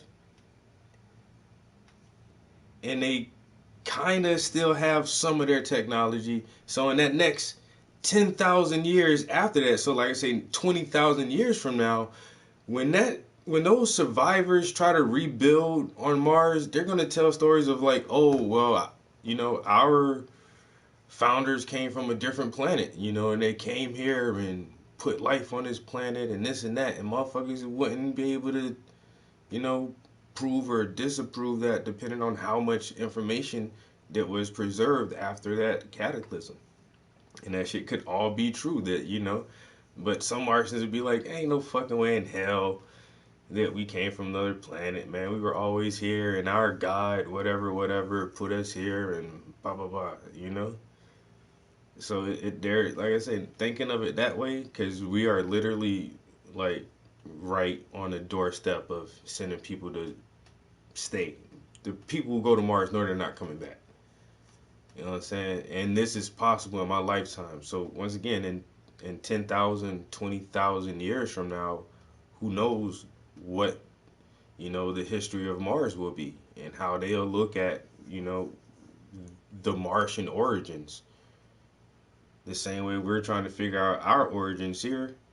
Like, where the fuck did we really come from? Like, how did life really, really start on this planet? And maybe some motherfuckers came from somewhere else and came here and was like, yo, we need somewhere else to live. Let's, because we don't. They're just blending in among us. No, they just probably went and died. Something happened to them. It's just like, we want to go to Mars because we feel like that's just like anything. You don't put all your eggs in one basket, because if the basket breaks, then you lose all your eggs. So we feel like having, humans on more than one planet gives us just a better chance of surviving. Once again, if something fucking terrible happens here, then we'll still have people somewhere else and the human race can survive. So what if somebody already had that same idea? And they just didn't really absolutely have to come here, but they did, just to be like, yo, we got better chances if we're spread the fuck out. And they came here, and unfortunately something did happen to them. And now we just have stories of fucking gods that created man out of clay or out of whatever different cultures say that man was created from. Well, no, God was created from dust. God wasn't created. Oh yeah, God's always been here. Who was created from dust then? Well, Adam and Eve. Adam and Eve. Yeah, I don't. That's what I'm saying. All of them: dust, clay, sand, whatever, yo. That's why that's always my question is, for everybody, like even the Big Bang, like, okay, well, what was here before the first bacteria was here? Like, what was here before that? Just nothing. How do you know? How do you know? How do you know? I know it wasn't some shit, and it wasn't a Big Bang before the Big Bang before the Big Bang. Like, you know what I'm saying? Like, how do you know? But that is a theory, that there is just like, it doesn't end. Yeah, that would make the most sense. Like how they say what has a start doesn't have an end, or like how a circle keeps going back around like a loop. Like, I get that. They call it a bang and a crunch. So there's a big bang, everything explodes and it expands out until it can't fucking go no more. Then it just fucking crushes back in on itself, expands out again, and like that shit just we don't fucking know. Nobody don't know. We don't know. I know, and then people are always like, well, we'll know when we die. And I'm like, but how do we know that we'll know when we die? Because some people had near-death experiences, but does everybody have the same experience? No. So it's like... And near-death experiences, your body is dying and your brain is trying to make sense of your body dying. And your brain is cut off from oxygen and normal body functions are ceasing. And so, yeah, your brain is going to act fucking different, and you may experience some shit because you're dying, not because you're going somewhere or something. I don't know. I don't know. That's complicated. Yeah, and that's I've been studying like so much different shit since I was 19, yo. And after all this shit, yo, when I was 25, I thought I knew some shit. When I was 30, I really thought I knew some shit. But now it's just like, I don't know, nothing really. And that's the easiest way to just deal with a lot of shit in life. I don't know. Is that real? Is that really how it works? I don't know. Because I done seen some shit. I can't explain that shit. I don't know what the fuck that shit was. I know I ain't fucking crazy. You know what I'm saying? No, we're both just hallucinating. You know what I'm saying? So they just some shit you just gotta be like, man, I don't know. Is there afterlife? I don't know. I hope so. Maybe I hope not. Maybe when I die, that's it. Yeah. And if I gotta go to the afterlife and they like, all right, you get to chill here for a little while, but now you gotta start back over again. Like, no, I'm not trying to come back to this. What? Start over? Ain't another level to this shit. I would get to like be just like a ball of energy or something. You can go to hell with Lucifer, or you can do this shit over. I'll go back. I go back. I gotta be up in motherfucking Ethiopia. Like, oh fuck. Yeah. And you're a girl this time. Damn. Wake up in some war-torn country. Or you could come back and be like Donald Trump grandson. Yeah, that's true. You come back as a cockroach, your life gonna end quick. Yeah. You get there faster. Like how was that? Brief, nigga. I got stomped out.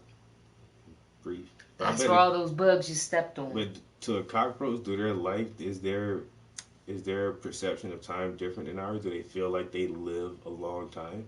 If a cockroach just lives a natural life without dying, like I don't know. Do they have most animals don't have a concept of time? I don't really think so.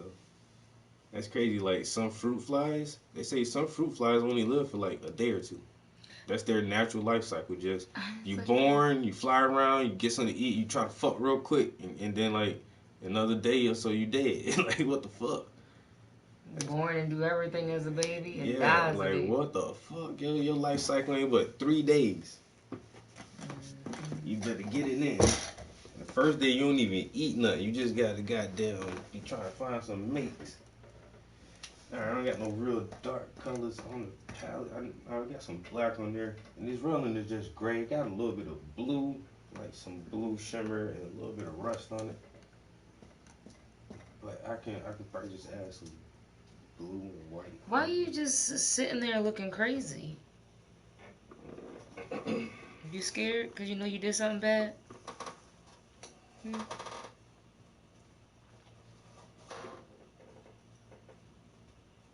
Yes, pumpkin. Food, as it pertains to our DNA structure, can literally be traced back to what we would call an interaction with what some people call the Anunnaki, with this non-human intelligence. Now, there was a goddess, and she was apparently a geneticist when you read these ancient Sumerian. And that's the thing that everybody goes back to, because the Sumerians apparently or supposedly have the oldest writing, and they do have a pretty in-depth story of the fucking Anunnaki.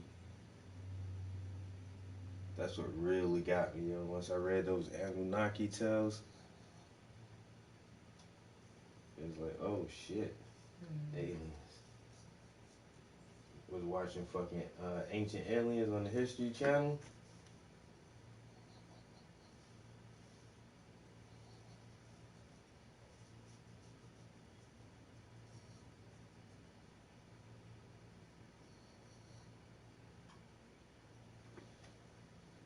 Alright. I'm gonna paint for another like 30 minutes. Paint this railing for a little bit and see if I can get a little bit of like contrast and highlights on there. Tell him to love on you.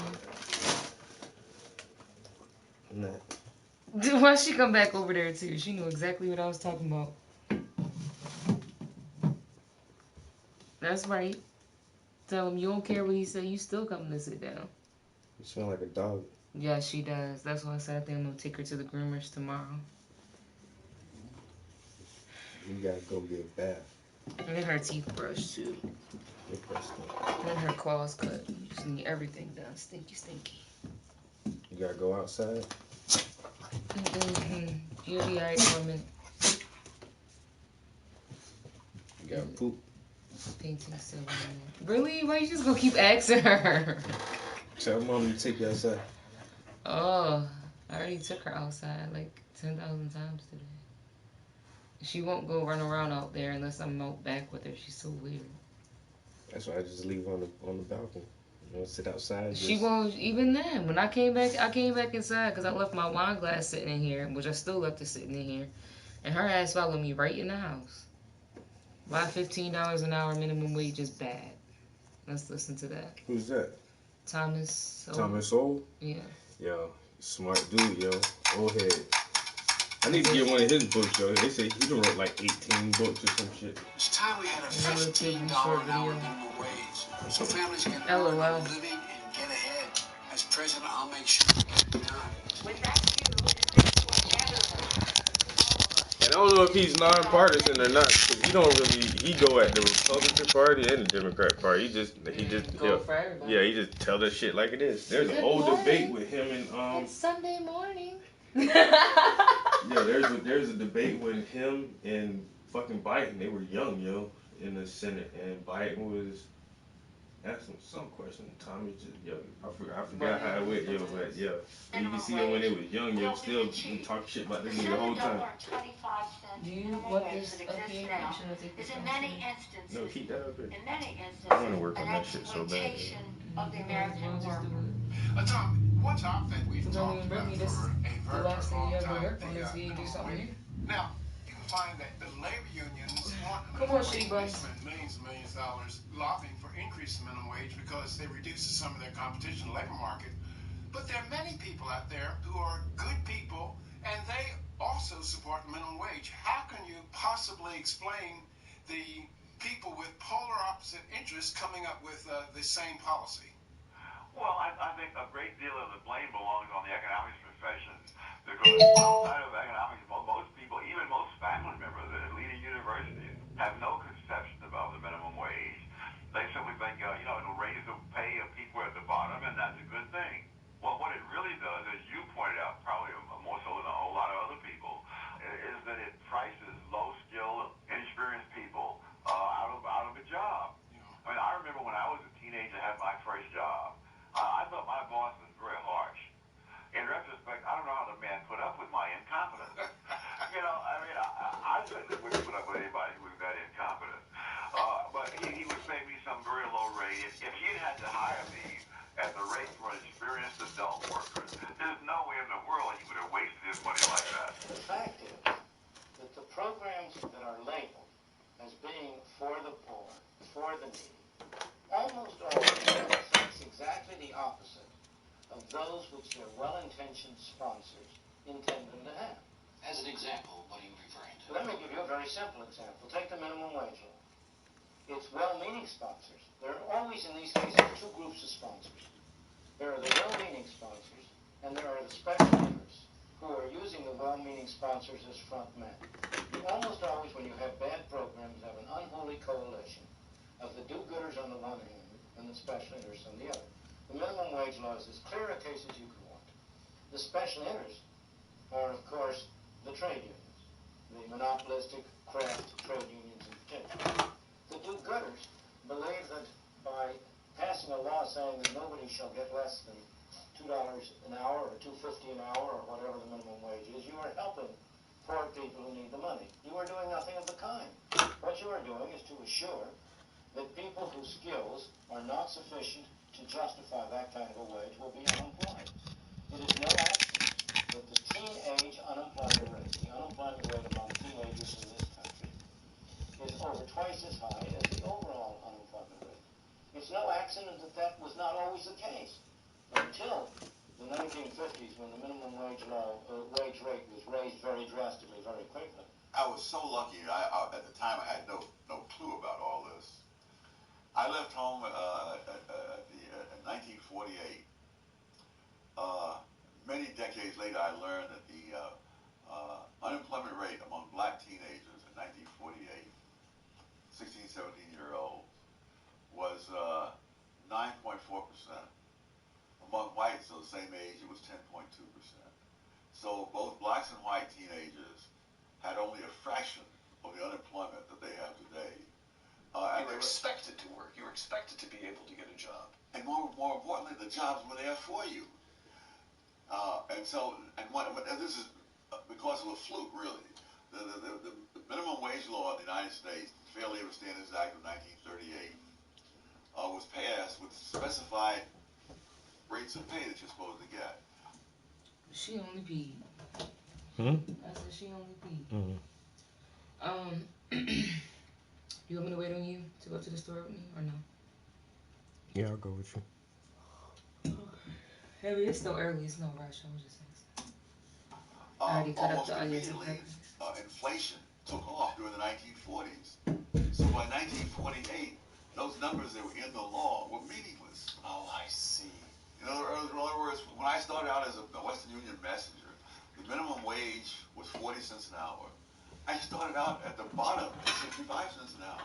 So it was the same as if there was no minimum wage. And this is what happened. You had this, and I was so lucky. I, of course, had no clue about any of this. Now a black kid 20 years later comes in there.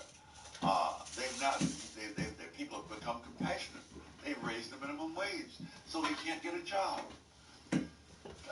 And I don't think it does any community any good to have a whole lot of teenage males hanging around on the streets with no job and nothing to do. A lot of people will say, well, the minimum wage is an anti-poverty device. People are making $6, $7, $8 an hour. They deserve a minimum wage of $15. Anything below that puts you below the poverty level. Well, that is utter nonsense. It doesn't even pass the smell test. Because if it were an anti-poverty device, well then instead... Hold on, he said it don't even pass the smell test. That shit smell like shit, nigga. Wait a minute, Bobby. What you talking about? He old and still sharp. I know that's right, Uncle. Papa, he passed the uncle. He a granddaddy now. They're spending all this money on foreign aid. We just have our experts at the State Department tell Bangladesh, well, you could be rich like we are, just have a higher minimum wage. Thus, the consequences of minimum wage rates have been almost wholly bad, to increase unemployment and to increase poverty. Moreover, the effects have been concentrated on the groups that the do-gooders would most like to help. The people who have been hurt most by minimum wage laws are the blacks. I have often said that the most anti-Negro law on the books of this land is the minimum wage rate. And so I think the real answer to your question is that you must not judge a bottle solely by its label. You have to look at what's inside and see what the law or the measure produces. Meet your next pillow. I mean, besides him saying the blacks, everything he said was... That was the language back in the day, and then that's the thing. We never classify ourselves. We don't ever call ourselves whatever. It's always somebody else. And we don't say the blacks anymore. We say African Americans. Or now we don't say that. We say people of color. Oh, now we don't say that. We say BIPOC now, or all this other shit. Well, who comes up with that? What's the new thing? What's it, Pan-African or something? That's the... No, that's old as shit. Yeah, but like that's what everybody's now choosing to... Yeah, Pan-African. Yeah.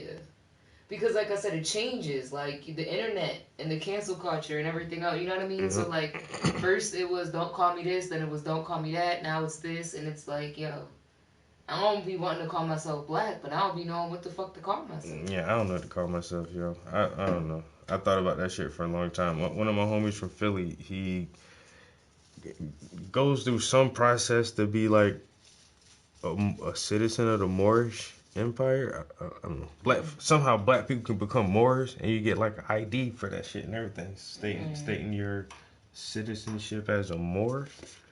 Okay. Was he like a sovereign? Yeah, one of those sovereign citizens. Mm-hmm. But it's like...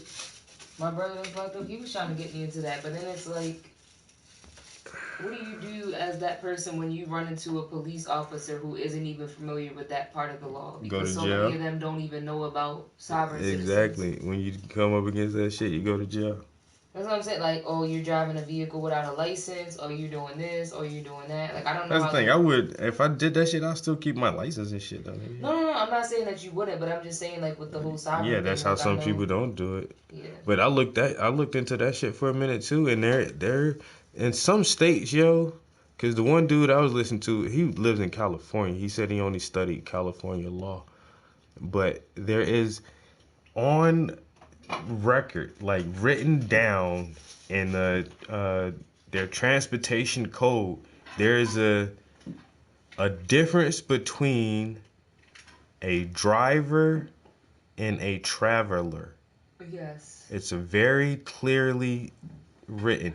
If you're not getting paid to move a person, product, or shipment or something in someone else's vehicle, you don't need a license. You really don't need a license for that shit. If you own a vehicle and you're not transporting any goods or doing services you're not making money at all for anyone else, you're just traveling. I'm in my personal vehicle traveling, and they say you don't need a license to do that shit.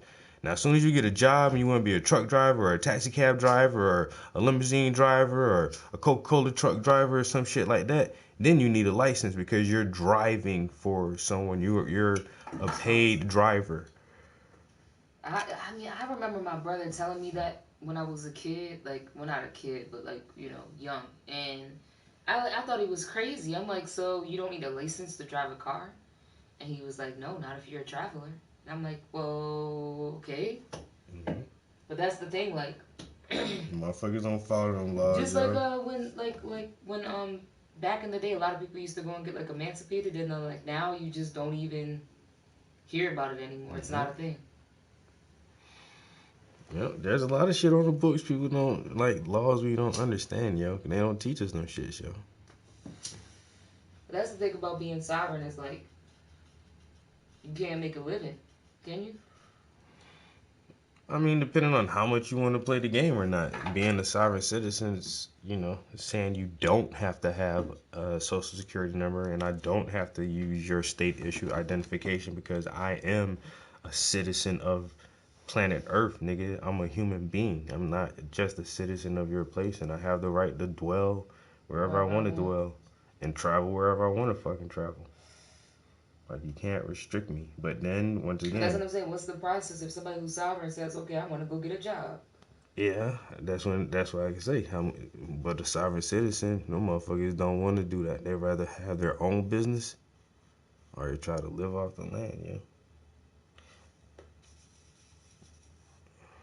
I say, if you give up that social security... It's a sovereign citizen movement. It is a loose grouping of primarily American commentators, tax protesters, and financial scheme promoters. Yeah, if you want to try to operate within the system without using your fucking social security identification, because that's all we are, yo. The FBI says that the sovereign citizen movement is an extremist movement. Mm-hmm. And it's the third threat. Mm-hmm. Wow. They take that, you say that shit, yo, they take that shit serious because they, I don't know, because they feel like you know enough to try to circumvent they shit. I done seen one sovereign citizen go up in court and this motherfucker was like spitting some real lawyer type shit, yo. You want to know some lawyer shit? If you hit a pothole, that you can take a picture of the street and your car and where you hit the pothole at, and you can actually take it, I guess, to the city. I just seen somebody screenshot it, somebody posted, so I screenshotted it, and I started looking into it, and it really is a thing. I was like, yo, your pothole fucked my car, yo. Yeah, this person got a check for $400, which granted is not a lot, but that will pay for their tire. Yeah, right. Well, you have to pay for it out of pocket too, but then you'll get the reimbursed. Money. Write down the location, take a picture of the pothole, take a picture of the damage to your car, tire, rim, and then pay for the repair. Keep the receipts. Also, if you have to get an alignment, take all receipts, pictures, documents to SC. Oh, they must be in South Carolina, and they will send you a check. The state treasurer. I see, motherfucker just gotta know little shit like that. Look, I seen that and was like, oh, okay. Next time I hit some shit.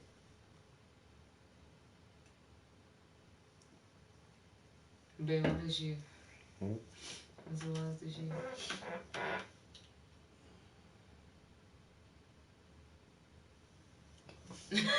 Say that ain't you. Pick that head up. I'm scared of bugs. Pick it up. Right. Like how I know you so much. Pick it up. Face your fears. It's only gonna make you stronger. Oh my god. That's weird. Why does lady get a letter from her church though? What? Telling her you ain't been paying your tithes? No, that's what I thought it was. Nope. For the last several weeks, we have noted that you have stopped attending the assembly of the church. After attempts to discuss the situation with you, we fear that you are no longer convinced in your need to assemble with the church for which Christ died. We are very saddened by your decision. This failure to assemble is not only the problem that you must address, or is not the only problem that you must address. We have been informed and understand that you have a living arrangement that is not biblical and must be terminated immediately. This action alone reflects that you have not avoided all appearance of evil, as the scripture directs us. in 5:22. Please understand our obligation as shepherds.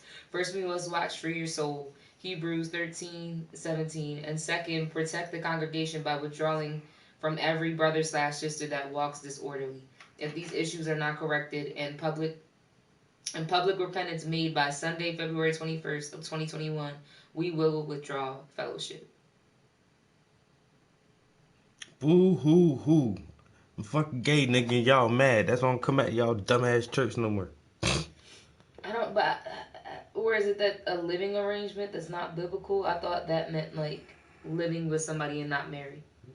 Because in the picture, she has a ring on, so I don't know. She was like, maybe like, oh, they assumed. A ring? Yeah. The author, Bill Burns signed it, Jeff Turner, and Ray Schaefer. That sound like 3 old racist-ass white men. Bill Burns, Jeff Turner, and Ray Schaefer. And they in Tennessee, too, so I'm not surprised. The Church of Christ. Like, this is like a real fucking thing, yeah. In 2021, we gonna terminate your fellowship. If you don't publicly repent by Sunday, February 21st of 2021, we will withdraw fellowship, and God is gonna get you. You going to hell. You have a living arrangement. Oh my goodness. That is not biblical. You mad cause she a hot piece of ass, and y'all can't see it no more. Why ain't you bringing that hot piece of ass to church? I swear. Out there fornicating. I swear. Oh my god, that's so funny. That was like the craziest shit I read all day. Was like, That's why I can't fuck with the church, yo. I could never mess with a church that makes me like I always went to a non-denominational church, but like I can only imagine going to a church where like you walk in wearing pants and they're like, no, we only wear skirts here. Like, bitch. That's how my church was, yo. All the women, you don't wear fucking, like some of my cousins, yo, they ain't wear pants till like high school, yo. Yeah, no. And see, that's the thing, like I don't have kids, but like I want my daughter to wear pants. She don't need to be wearing skirts and shit, cause little girls don't know how to keep their legs closed anyway. So but no, that's the thing, like, pants. That's the thing, like, they had the etiquette down. Well, yeah, that's true. And then Southern etiquette a little bit different, but like. So that's like you can't move a certain way, you can't run a certain way, you can't do shit a certain way. Oh yeah, you got a fucking skirt on. I couldn't run around the church anyway because they just wasn't playing that. Like our pastor's kids, they ran. Oh no, I'm talking about period. They couldn't wear pants. Anywhere. Yeah. So I was about to say because in my church they actually gave ass whoopings. Like if I would have got my ass whooped in church, my mom wouldn't have said nothing. No matter who whipped my ass, she wouldn't have said nothing because that's just how church is. Granted, I do think that's how it should be to an extent, but nowadays you can't let everybody discipline your kids because shit is just a different time now than it used to be. I don't know. But like, I don't know, if we had a kid and one of your Brandons was watching the kid, spank that motherfucker if he acting up. Shit. Fuck that shit. Spank him good. Call me when you're done and tell me how it went. Help me out with this parenting shit, man. Right, save me a chance of being a bad guy. That's weird. Uncle Brandon beat me. What you do? Right. Did he beat you out enough? Yeah. You gonna do it again? You gonna go back over there? Well, good. Because good, if you mess up, I'm sending you back over. How about it? I swear. But yeah, my mom used to put me in like them little turtleneck sweaters and black slack pants, yo. I swear. I had slacks before I even had a damn job. Damn. Black American is what I call myself, says Jay Boozy. Yep, you can do that pothole thing in Colorado. Yeah, and in Maryland. That's the wait. That's the thing though, Boozy. Black isn't an ethnicity. See, everybody else can be a European American or even Native Americans, and they don't like that shit either. Or indigenous, like they want to choose their own terms, but black isn't a ethnicity and it's not a country. And that's what like most the Africans, when they come here, they don't say, "Oh, I'm black." They don't even really say I'm African. no, they say, they're "Oh, I'm Nigerian." Or I'm, Ethiopian, Nigerian, Sudanese, or that everybody ties themselves to a country, your homeland, your motherland, your mother tongue. So I'm American, but my people from Ireland. So you're Irish American. We're not black. We're brown. No, exactly, that's the thing. Like, so it's like, do we call ourselves brown? And then nobody else calls themselves a color. You know, Even though I will say Asian people are yellow. They in their still, tones, they are yellow, but they don't call themselves no, yellow. they're It's Korean Americans or Japanese Americans or my family's from China or Taiwan or the Philippines or whatever, and everybody ties themselves to a country. And that's what slavery did to us. And they're, you always talk about slavery. Yo, that's what that shit did to us. We can't tie ourselves to a fucking country. We got European last names. I don't even have, my name should be Uganga Tuto or some shit, you know? I don't even got my a name for myself, yo. I don't even speak my own language or nothing, and I can't tie myself back to shit. Oh, well, the Irish were slaves. The Irish still know they're Irish. They can still tie themselves back to their homeland, and they still have their last names. They still have their surnames from ancient times when they were still in Ireland. And I will say the Irish and the Jews, out of all the other white people, out of all the groups, have they been through the most? Yes, but look at who's on the top now. Yeah. The Jews are on the top, so they got their reparations. They came back strong, and the Irish people, they did go through a lot of shit. However, not saying just because you're Irish you don't got a hard life, but it's like their community's not struggling today. No, especially not the Jewish community. The Jews rule the world right now. The Irish got inducted to the white race when the white race was invented. Yeah. And everybody's a part of that now, and everybody can take advantage of, you know, being homogeneous, but still knowing that, you know, I'm from Iceland or Russia or wherever, but in America, we're all white. I watched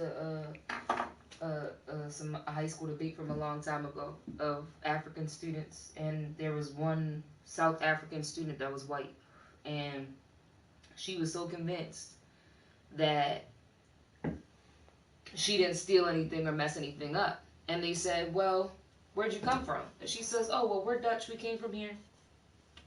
Where'd your machinery come from? Our machinery came from Britain. Da-da-da-da-da. And how are you mining and getting all these resources? Where are the resources at? Well, here in Africa. Well, were you born here? Yes. Well, was your family born here? No. All right, then you proved our point. Like, they were up there fighting against each other. Like, on some, like, you know how sometimes Africans come over here and they don't like us? Mm-hmm. Like, they were like that to each other. Like, oh, I'm Ethiopian. I'm the chosen people. We're the chosen people of God and that whole Christianity, blah, blah, blah, blah, blah. Yeah, they swear down they got the fucking Ark of the Covenant, yo. Yes, and that's what she was on. And then the white girl thought that she was the chosen the chosen people of God, too. So, of course, the shit was funny to watch. But, right. And then she was like, we just look like this. Like, okay, sis. But as much as the Africans were fighting against each other, male and women from different parts, they all came together to say, no, white people came over here and stole this shit. Yeah. So even from, hours and hours and hours away from each other, and they're still like, no.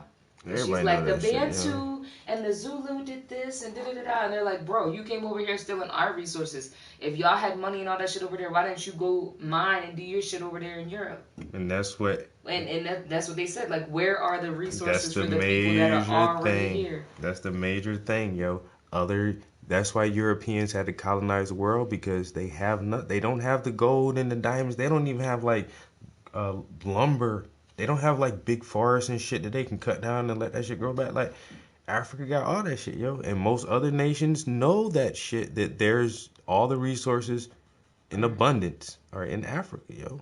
It just is. Like, it took me until I was damn near 20 years old Africa's poor. To realize how big Africa was, because they in school, they make it seem like a big place, but they just make it seem like it's all little fucking tiki huts and mud huts and shit, and like people don't have cars and shit over. Like, I knew that, you know, back in maybe middle school, high school, because I had friends from Africa.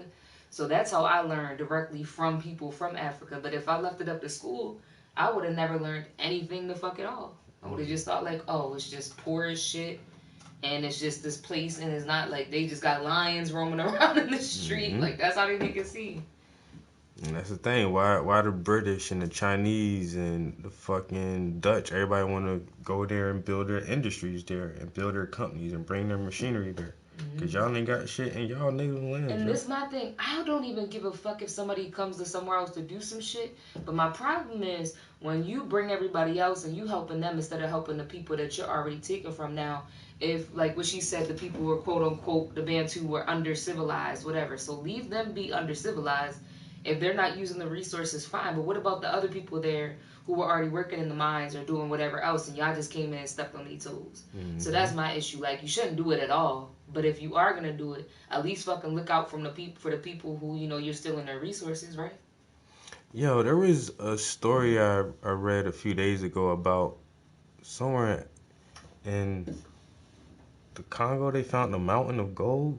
Mm-hmm. I wonder what's up with that shit now. How is that shit going? The new El Dorado, they called it. Like, people were literally just grabbing handfuls of gold nuggets coming out this mound or some shit, yo. That's crazy. I wish I found that shit. But that's why Leopold wanted to go there. You found that whale thing, or what was it? Something, and it had like, in its vomit or inside of its stomach or something, and had like some gold or some shit. That shit was like a crazy story. Yeah. Motherfucker found some treasures inside of a fish or some shit. Which is crazy because now I think about the fucking movie we just watched last night where the frog had the key. That's what I'm like. I'm like, oh my god, what is this shit? That movie was good as fuck. Yo, you guys ever seen Pan's Labyrinth? I made her watch that shit last night for the first time. I'm not gonna lie, I want to watch it again tonight. Because now you can when you know the story and know how it's gonna happen, so you don't have to try to focus on reading it so much. There was definitely like some foreshadowing, like if you pay attention, Yeah, you can and- tell. yeah, and that's little how I could tell spots. about the chick Mercedes. Like That she peeped that shit the very first time. How she was like, oh, she knows some shit. Just because she was in their war room and she looked at that board too fucking harder That's than what I'm a saying. cook. And it You're just a was cook. Why are you something looking about at that her. shit like It was that? just- it was something about her that was like, but they did throw me for a loop because I didn't know like it was gonna be that deep. I definitely did. The one scene that really got me was like when the little girl said, "Are you helping the people in the hills?" She was like, "Oh shit, you know about that?" She was like, "Yeah, but like, hey, cause she peeped shit too, yo." Ophelia. Ophelia. Yeah, if you've never seen that shit, it's like a fairy tale for adults, yo. Uzi said black culture is very different than white culture in America, and I agree. Like, we can blend together and come together on a lot of things, but at the same time, black culture is much different. Like, even some of the looks we just can give, like, another black person in the store, I don't think white people have that. You think white people have that, where they just kind of give each other a look like... They probably do, yeah. Maybe, like, if they feel uncomfortable in a group, like, they're the only white person. Yeah. Or as two white people, they kind of, like...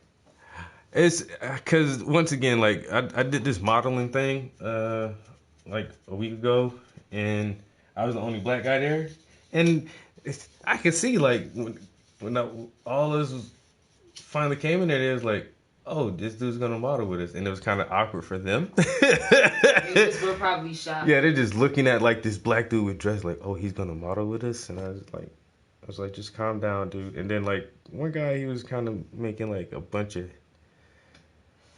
I don't know, hip hop like urban references or some shit, and it's just like, I hate that. You don't have to like make me think you're cool. I know you're cool, man. You're cool, bro. Don't struggle with it, so man. do you like Paramore, Green Day? Yeah. What else do you like? Do you like concerts? I love rock. How'd you get your hair so spiky? It's like, come on, dude. What do you season your food with? Is that salt and pepper? Like, bro, chill. He was like, yeah, man, I'll probably go up in there and do like some gangsta poses or something. I'm like, no. And that's my thing, is like, why do you think that like gangster shit is just associated with being black? Like, yeah, we are the best gangsters and we'll whoop your motherfucking ass, but at the same time, like, we're the most intellectual motherfuckers too. And like, we were just talking about this yesterday. Like, a dude was talking about this is another subject, but the time of that, like, the quote-unquote ratchet females from the hood, or like those like ghetto baby mamas, and he said, look, they might be hood, they might be loud, they might be this. He was like, but who be the first one to take care of your ass when you get locked up? Who be the first person to do your sister's hair or do this or do that or do whatever, you know what I mean? So it's like, people just have this like whatever of what we're supposed to be. And I'm like, yo, we're everything. Whether we're ratchet or intellectual, generally we're like well-versed people, I feel like. Yeah. But why do you think like only black people are like ghetto or like gangsta or whatever? Like, bro, do you know it comes in every color, shade, race, gender? Once again, the demographics of where we at. These people, I'm the only black person there. It's so homogeneous, like they're not if you walk around. up in there like a fucking typical West Coast gangbanger, you know what I mean? But like you just walk in there like a cool intellectual. Like you're not a square, but you're not like a thug either. Like I don't get it. And it wasn't until like all the way at the end, yo. Like, because I always give people my business cards, and so everybody's taking off their final wardrobe, and we're just putting our clothes back on. And so I'm speed dressed. I was already dressed. I grabbed my bag, and I was like, all right, guys, pull out some business cards. Like, yo, follow my Instagram account. And the one dude was like, wait a minute. You painted that picture of Glennis? I'm like, yep, that's me. He's like, oh, shit, man, that shit is dope as shit, bro. I'm like, that's what's up. Change up. Oh, you're talented. You're not like the other guys. He's the artist? You're that guy? Like, yeah. He's like, matter of fact, he's like, bro, I came to one of your shows at the gallery. I was like, yeah, and that's the thing. Like, some people, they really, it's not even that they're racist per se. They really, like I get you trying to make people feel comfortable, but like it's like you doing that makes you seem racist. Like you might not be racist, but you seem racist when you do shit like that. Like I don't know. And then the one guy who knows, he was out of all it was 6 of us. He's the only person that followed me on Instagram. Well, that's still good. Yeah. D1 said respect to the room. He said what's good. What up, big homie? Hey, D1. Got Mr. T Prince on the wall, G. I know that's right. What? Not the original. This nigga think he fancy. Okay. I mean, straight out, he luxurious. You know what I'm saying? Motherfucker live an extravagant life. You got a one of a kind. What? One of a kind. Motherfucker think no other copies on this earth. Think he hood rich now. You hood rich. Hood rich. Folks asking questions about the Skill King. Right? Where the fuck you get that painting from? They're like, oh, now I gotta be your friend. You're a cool black guy. I swear, like, if we did half the shit that white people do sometimes that just are, like, cringe-worthy things, like, shit would just be, like... Yeah, I come in there. I'm so glad I ain't never have to correct none of my family members. Like, no, you cannot touch her hair. No, don't do that. Yeah. Ooh, no, wow. Put some salt on your food. Yo. You don't eat chicken with a knife and fork like that. Yo, you gotta cook the chicken for longer than that. You do. I swear.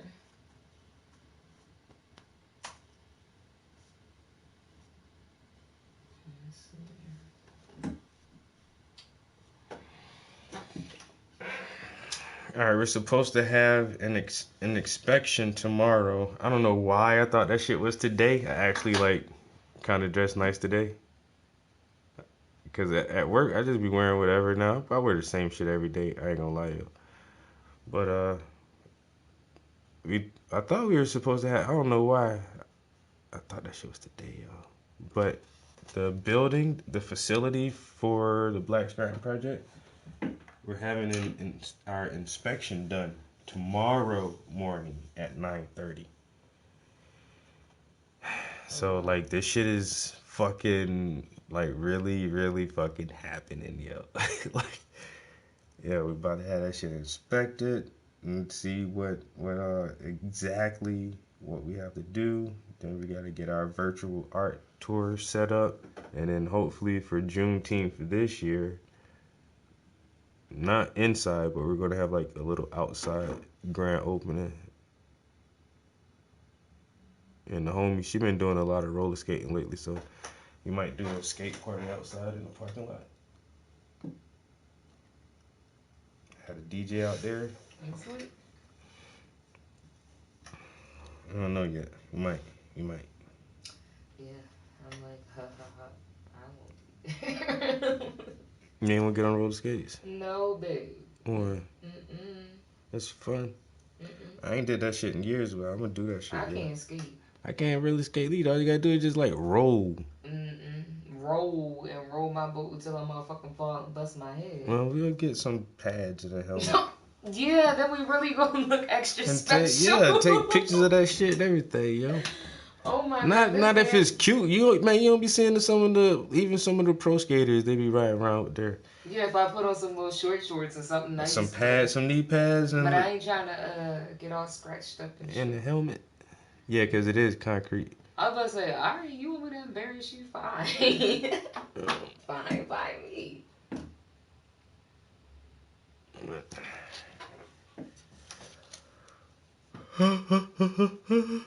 Mr. Boston said, "What's up, Prince?" Yo, Boston, what's good? He said, "What's up, Princess?" In here working on this jump. Trying to get ready for this spring show, man. J Boozy said, "I haven't been to a ski party in forever. I used to love those." Yeah. Yo, our skate ring was the shit. It used to be open on the weekends, but like anytime like we had days off from school, like holidays or something, man, they'll open the skate ring for the kids, yo. Like I don't know, whatever reason it's a Thursday, we ain't gotta go to school that day, skate ring be open, yo. Guaranteed. Ain't no school today? Oh, y'all going to the skate ring? Hell yeah, about to go to the skate ring. And the rink wasn't too far from the damn house. Like where I used to live at, we can ride our bicycles to the skate ring. And like, I mean, not even a long time, like a 15 minute bike ride, yo. And for kids, that ain't shit. Riding a bike for 10 or 15 minutes, shit. Felt like that shit was right around the goddamn corner. Yeah. And then you know when the cousin come over and they ain't brought no bike, it's like, fuck, nigga, you gotta get on the handlebars, nigga. Get somebody with a bike, got some pegs on that shit, nigga, cause we about to ride the fuck out. That's when I started putting pegs on the front and back. I used to be the cab bike.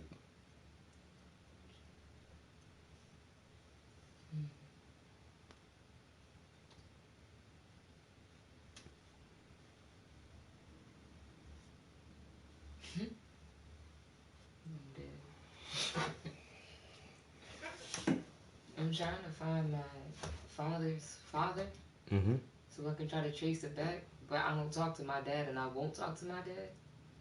So it's kind of hard. And I can't call my uncle because first of all, I don't even got his number. But they have different dads. So, and my dad's dad is dead. So like I'm really like trying to figure this shit out and trace my shit back. It's hard to do that shit for free. I tried to do that shit a little while ago. Well, I can't even trace it back to my grandfather. Yeah. But so I didn't know my father was even a junior. So now I know that. Okay. So now I know to look for my grandfather, but his name is Lewis, and that's such a common name that it's just going to be so hard to find a Lewis D without, you know what I mean? Like, knowing what I'm looking for. Dangerous skating on the asphalt. Thank you, D1. See, I ain't that risky. I'll just record. I'll hold y'all close. I just said get some pads, my guy. Okay, my guy, I'll get some pads. It's dangerous skating inside on the skate ring. Skate ring floor hard as shit too. Yeah, and I ain't done that shit in 10 years either. That's how long it's been since the last time I skated. 10 years. If not more. I used to like that shit a long time ago. J Boozy, it used to be like that movie ATL here, then for whatever reason, they closed all the rinks. Oh yeah. Y'all had a little mini cascade. I don't know, man. Shit. Kids, yo, this shit right here, yo, technology. Kill all the old, like, physical activities, yo. The fucking arcades, that was my shit, but now consoles are so readily available with all the games on it. You ain't gotta go to the arcades no more. I love to go to an arcade right now. You know what I'm saying? Arcades was the shit, and that shit used to be boom. Motherfucker going this, man. I know I used to spend $20 at the arcade. Yeah, arcades are fun, and Dave and Buster's is not the same. between snacks and pool and video games, there's $20 in that bitch. Right? That shit went out. Like you say, the skating ring ain't really big like that no more. We got virtual skate, nigga, VR, bitch. What you talking about? You gotta put on roller skates? Man, look, put this headset on, man. Look, check this out. You can't do nothing now. I want to play some spades again. Or some Uno or something. See, it's social distancing, man. You gotta play virtual spades. Well, yeah, we can't play spades, but we can play Uno. Or something. Yo, Uno put out an official statement. You can't stack the cards. Man. Like draw twos and draw fours, there's like, you can't do that. Uno, niggas been doing this shit for 30 years. Sorry, but you can't do that. I'm like, really? You know people still gonna play that way. But it's crazy like Uno put out an official statement, yo, you can't stack draw twos, nigga.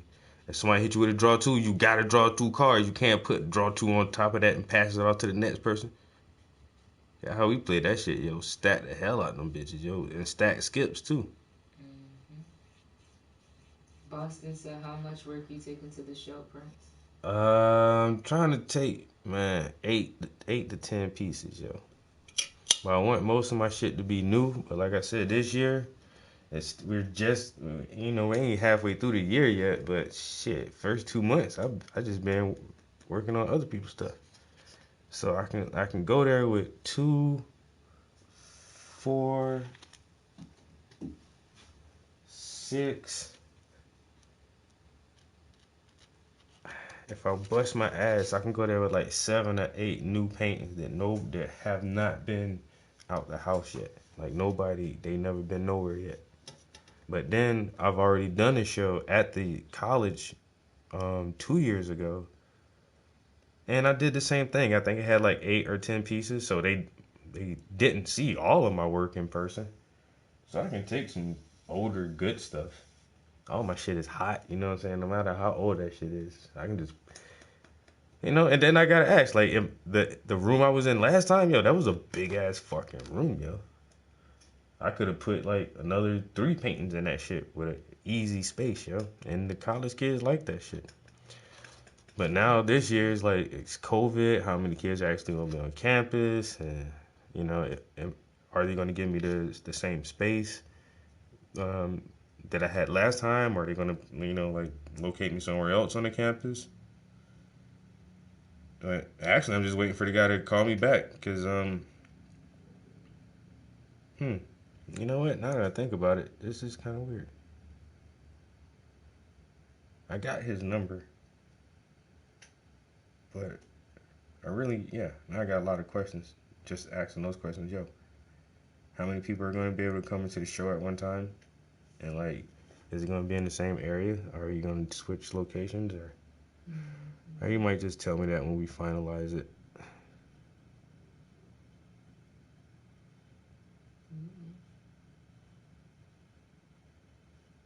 But the campus... Oh, I found him. That's right. I fucking found him. I'm the shit. First of all, give me 15 minutes and I will find anything. Oh, damn. Anything. Any goddamn thing. Because that's my grandmama right there, Barbara. And I remember that he hit her and it's a battery charge. I looked up his criminal record. That's how I found him. Got a criminal record? I can find you. But he got the same name. The first person said it was Caucasian, and it could only be a few people because he had to be born in like the 40s, between the 30s and the 50s. But my grandmother, she's pretty young. So I'm like, all right, so this dude is born in the 50s. So I'm like, all right, yeah, that could be him. And then I'm looking, and then it's a charge in the same county, and this was in 1983 for battery on Barbara, who's my grandmother. Now I found her. See? A Slewfoot. Motherfuckers ain't shit. God damn. Put his hands on her. A Slewfoot. Damn, I'm really proud that I did some good detective work just now. Out here we have playhouses that have rinks, laser tag, bowling, arcades, rock climbing, and go-karts in one complex. You bragging. You just sound like you bragging now. one solo rink on the meth side of town. Had several too. Who that? D1. See, just bragging for no reason. Braggadocious. You got go-karts, mini golf, laser tag, zombie chases. Yo, go-kart is fun too. If you're with some competitive people, because I'm hit. I'm bumping That's niggas. what I'm Yo, saying. you try to go around me, nigga, I'm cutting you off, yo. When the kids ask me to go to Six Flags with them, I be like, y'all sure y'all want to do these bumper cars with Auntie? Because I'm about to get shot. There's a go-kart rink not too far. It's in Scranton. Yes, But, I would love to do that. I took Jarrell there. Yo, I ain't gonna lie, yo. Gave this motherfucker a faster go-kart. And then we went back the second round and dude, I was like, bruh, which one's the fastest? Like getting number 14. I never get that shit. Like getting number 14. Got number 14. Man, yo, that bitch was way fast. I was like, y'all niggas be shitting people, yo. How y'all know which ones? But it's just random. They don't tell everybody, like, oh, this a better one, or this one is a little faster than that one, or that's the slowest one, or whatever. Just like, that shit be kind of rigged, because people, like, no matter how hard you press the gas, that shit ain't gonna go fast. But at number 14, I'll never forget that day, yo. I was in number 11. I'm trying to drive my ass off, man. This little nigga was hauling ass. I was like, yo, swear to God, yo, there's something wrong with this fucking go-kart. Man, the second time, I was like, yo, so I'm switching up carts, my nigga. Fuck that number 11 cart, yo. I'm getting the number 14. It was something like that. It was reverse. I had 14 first, and he told me to get 11 or some shit. Anyway. But at the second time we went around, smoked them niggas. Smoked everybody on that bitch, yo. You gotta go wide. You gotta go wide at the beginning of the turn and cut sharp into that bitch, yo. That's something to do. You know what else I really like too? Instead of regular bowling, I like the little duck pins. Little small pins. I love that. You talking about some yard bowling? Lawn bowling. No, it's like at an actual bowling alley. It's just like a different. The lane is a little bit, I think, more narrow. Oh, you mean kid shit? No, it's for adults. It's literally for adults. I just did it for the first time. Like, I don't know.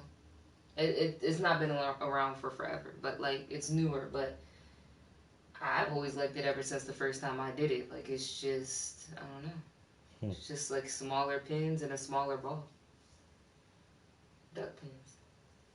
I used to love the thing at the carnival too, the little water game. I don't know why that's so random. You know what I'm talking about? And then we'll have the little ducks floating, and then you play the little water gun game, and whoever got it to the top the fastest will get a prize. I don't know why, but I always liked that. Random shit. It's my childhood.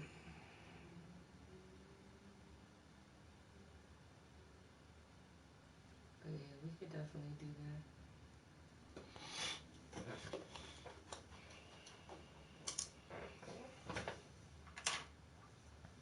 Alright, let's see.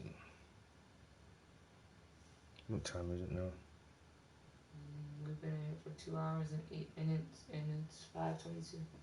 Alright, we gotta go to the store.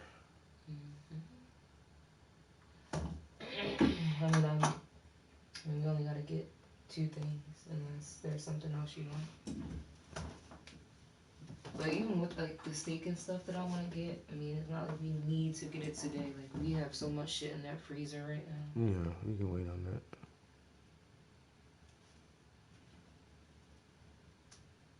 I was just thinking, like, as good as that spaghetti was, or that ziti was, I'm like, I know if I eat it again tonight, I'm not gonna want to eat it for lunch tomorrow. So that's why I was like, let me just eat something else to make for dinner. And then we'll just have this shit.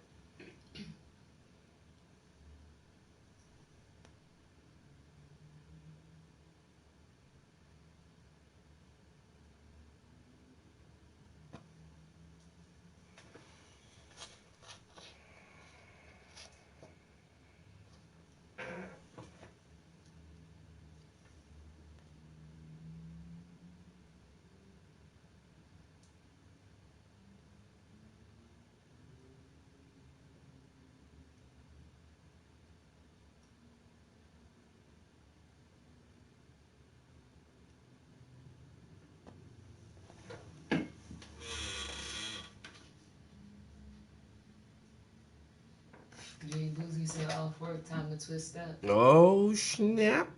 We smoking right now. A strain of the day.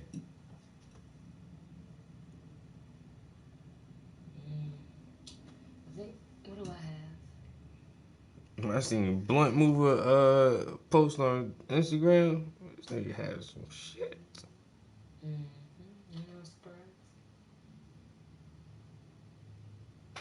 But some of these old ass niggas scared us that social media, boy. I tell you what, man. Y'all better stay off of it anyway. Cause I'll be blowing your inbox up. What the fuck y'all doing, nigga?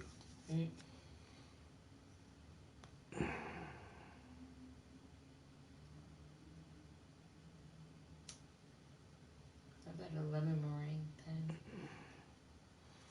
And some. When I get my damn dollars right, I'm taking a tour, nigga. I'm coming to everybody's house.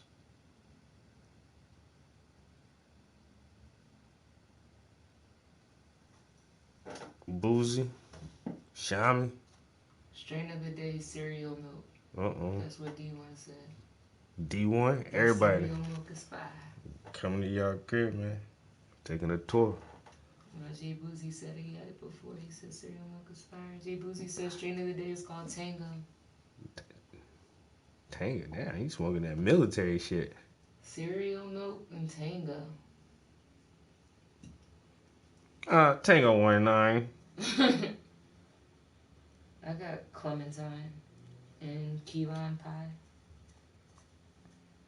I don't know where they get these names from, but all my shit be like citrusy.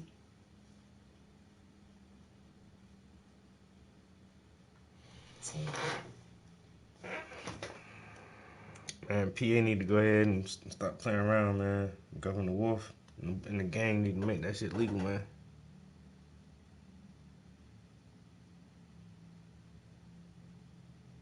They talking about you can't own a gun, you can't do this, and you can't do that.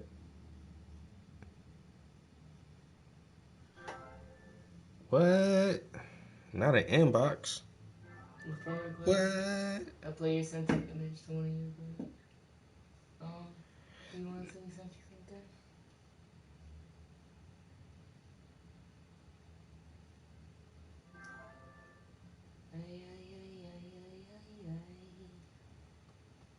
I am the frito bandito. Oh, I gotta pay my credit card bill.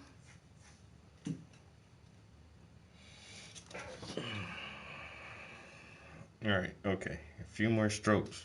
We gotta get out of here. A few more strokes. That's what he said. Give me 2 minutes. 2 minutes. Oh my god.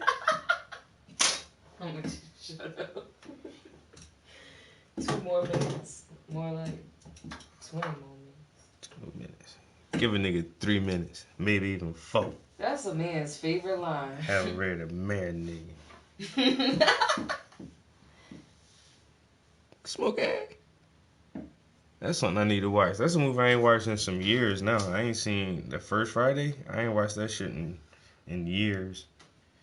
I went and sent back just watching that shit again, yo. That's still, I think that's definitely in my top 5 movies of all time, yo. The First Friday. Oh my god. Are you ready for the return of Jehovah? Well, fuck you, you half-dead motherfucker. Oh my god.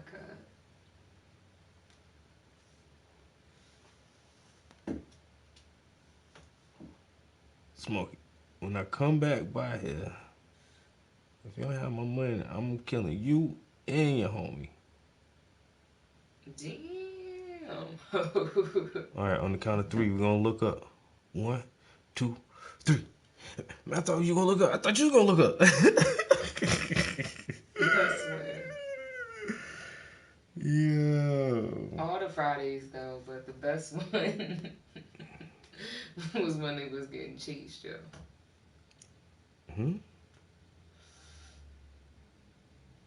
I said the best part was when they was getting chased. Alright, so ain't nobody seen a new Coming to America yet? No? Big Boozy said must be long strokes for 2 minutes. Damn. That's 2 minutes, man. Each stroke counts as 2 minutes. Let's put it like that. 2 minute strokes. 2 minute strokes. That's my bike, punk. That's what Big Boozy said. There go Debo. Who? Debo. Man, how's this shit? Nah, I just tuck mine in. Yo, R.I.P. Yo, what you got on my 40, Smokey? Nah, I ain't got shit. Mr. and Miss Boston said best one, bro. Oh, I'm sorry, it's probably Mr. Boston by now. D1 said I liked it.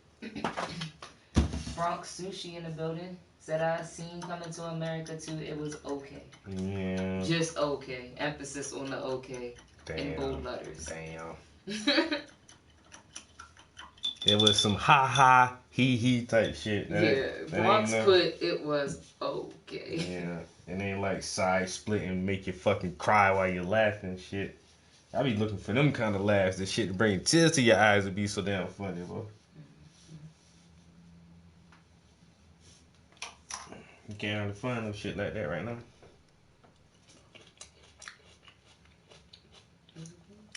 Alright. It had some gut busters.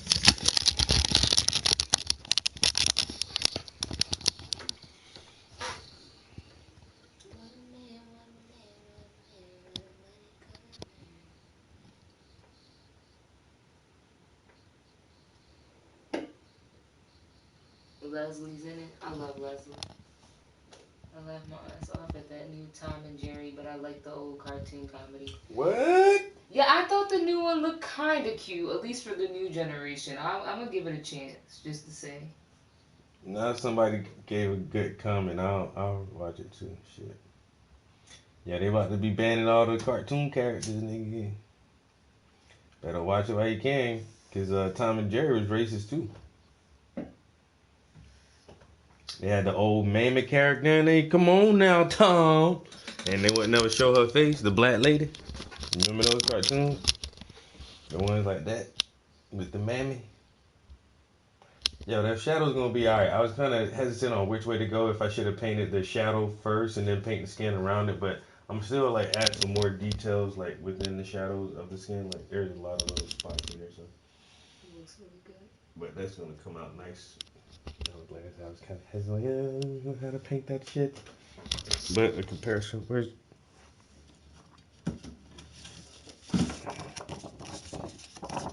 Like I said, you see how bright her hair is, yo. So it's gonna take like several layers to get it bright, because it's dark.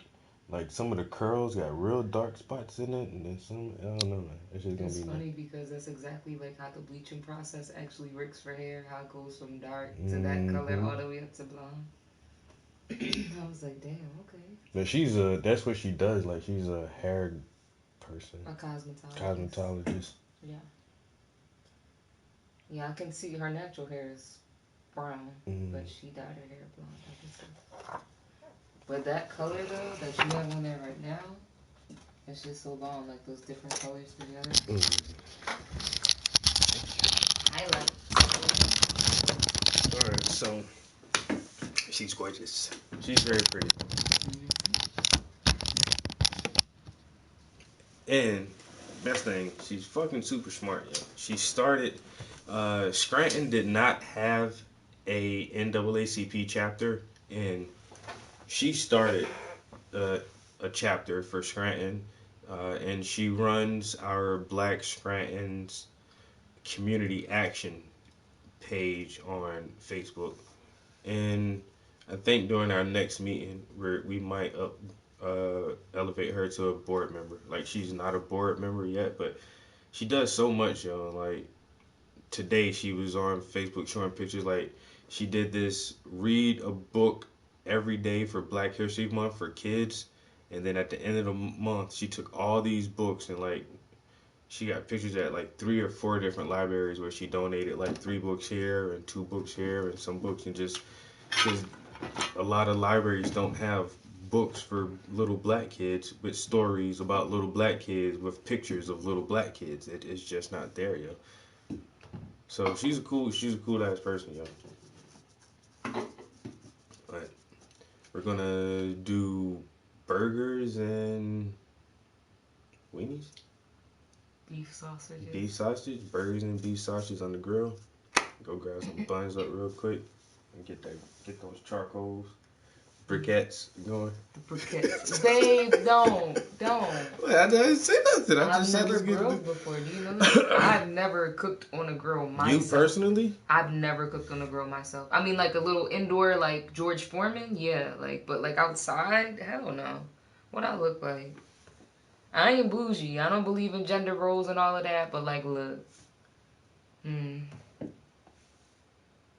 Like most woke person seem racist now. If you just say some shit like, yeah, there's this debate I watched. It's that guy who says he sets up his little table and puts out a sign that says something, prove me wrong, or convince me otherwise, or something like that. And it was about. Oh yeah. There's more than one. There's more than two sexes, or more than two genders, or something. And like he just made logical arguments, and this whole college campus was just like going against him. And because he was like, when you come out, you're either two things when you come out of the womb, unless you have an extra chromosome. The girl, and she's clearly like into pansexual, and she says she's non-binary, so she doesn't have a gender, and she had like a really short buzz cut. She was like, well, they well, they said that there are people who are born with both sexes, you know, hermaphrodites, and dudes like, yeah, but that is on a very, very, very extreme side of genetics, and some women have extremely large clitorises, and some men are born with micro penises that kind of blur the lines a little bit, but physically they sway more to one gender than the other, and that's just how it is. And so most hermaphrodites just end up staying female unless their part is so big that it's like they would be better off as a male. I think that's what it goes like. And it's like, he asked her a question. He was like, how many fingers do people have? And she was like, she knew she was getting set up because it's such an easy question. So she was like, 10. Normally, normally people have 10 fingers. We're taught in school that people have 10 fingers. But sometimes people have 11 fingers or 12 fingers. But we're not taught that because it's so far on the extreme of things. It's so rare that it's not common enough for us to even really equate, and factor that into, oh, well, we have 10 fingers, but some people have 11. No.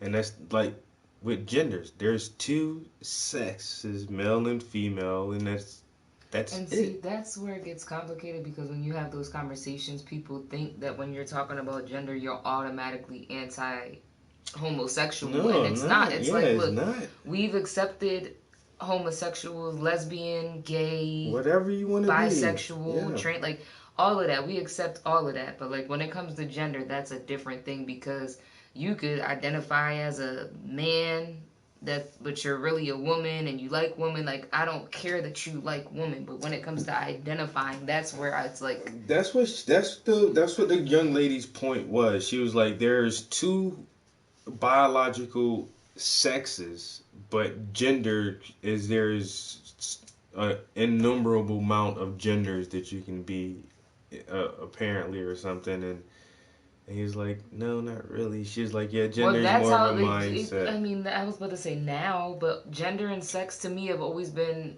interchangeable. And that's what, she said, and that's what his point was, is like gender and sex have been the exact same thing until for a long time. Until the late 40s, where somebody talk about gender identity wasn't until like almost 1950.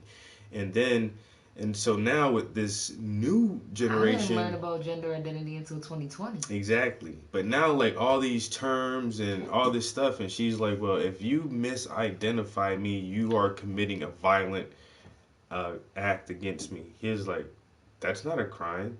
She's like, well, I didn't call it a crime. Well, committing a violent act against you is a crime. Well, it can make me feel a certain way. Well, it's not committing a violent act. She was like, yes, it is. If you're going to disrespect me and mislabel me, he was like, well, what if I don't know you? Well, you should just ask. Well, you just sat here and you didn't ask me what I wanted to be called, and you called me him or whatever. You know, it's like, it doesn't offend me. And I don't know, it was a weird ass conversation. Yeah, see, that's the thing. They never ask anybody else, and that's my thing. Like, I have friends that are gay that aren't like trans or anything else, and we get along just fine. And then I have one friend who I think maybe be going through the trans thing, and like we get along just fine. Like, there are people who have like minds, but then there are other people who are just straight going attack mode, and it's like, how do you know that I want to be called she or her? There's a difference between gender and sex. The thumb is not a finger. Sex equals male, female. Gender equals Everything else. But that's the thing. See, that's the thing. It's still interchangeable in a sense, because it's like, if your sex is a male, but you don't want to be identified as a male, you're going to put your sex as male and then your gender as female. Like, that's just so confusing. But that's the thing, like, I'm not against anybody. Like, if you are a man and you want to put on makeup and wigs, like, I don't care. Yeah, Do what makes you happy. This is how nobody's judging you. But I just simplified, like, man, some people get pregnant, some people can't. Yeah. There is no way, even if two men have sexual intercourse, they not gonna get pregnant. You know, it just don't work. If two women have sexual intercourse, they not gonna get pregnant.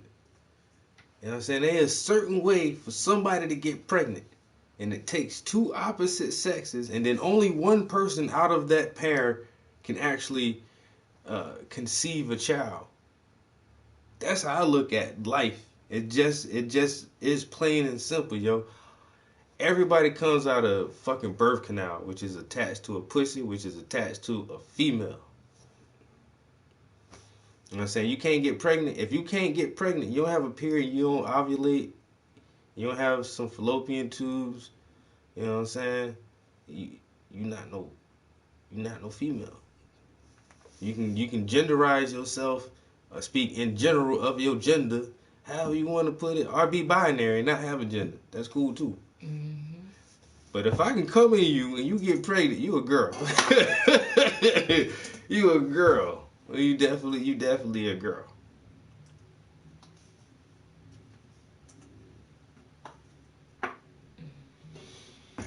You know?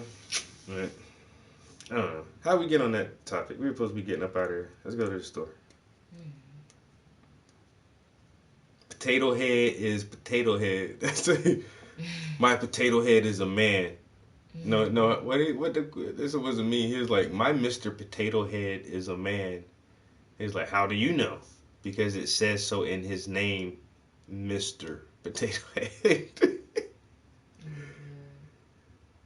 Mr. Potato Head is transsexual. Yo, I got into a debate about that on Clubhouse the other day, and the girl was like, it's totally necessary for them to have something that's gender free, and I'm like, yeah, but why keep trying to take from something that's already established? It's just like for black people, when we want our own shit, I don't want to go remake some white shit. I want my own shit that was made for us, by us, not their ideas that they stole off of our culture that we went and took back from them. Like, I get it, but it just don't make no sense. So it's like, if that's the case, just make a new potato or a new fucking vegetable that's gender free. Yeah, why can't that's it be friendly like... for everybody. But like, there is a Miss Potato Head, and she's been on the goddamn Lay's commercials eating her own damn potato chips.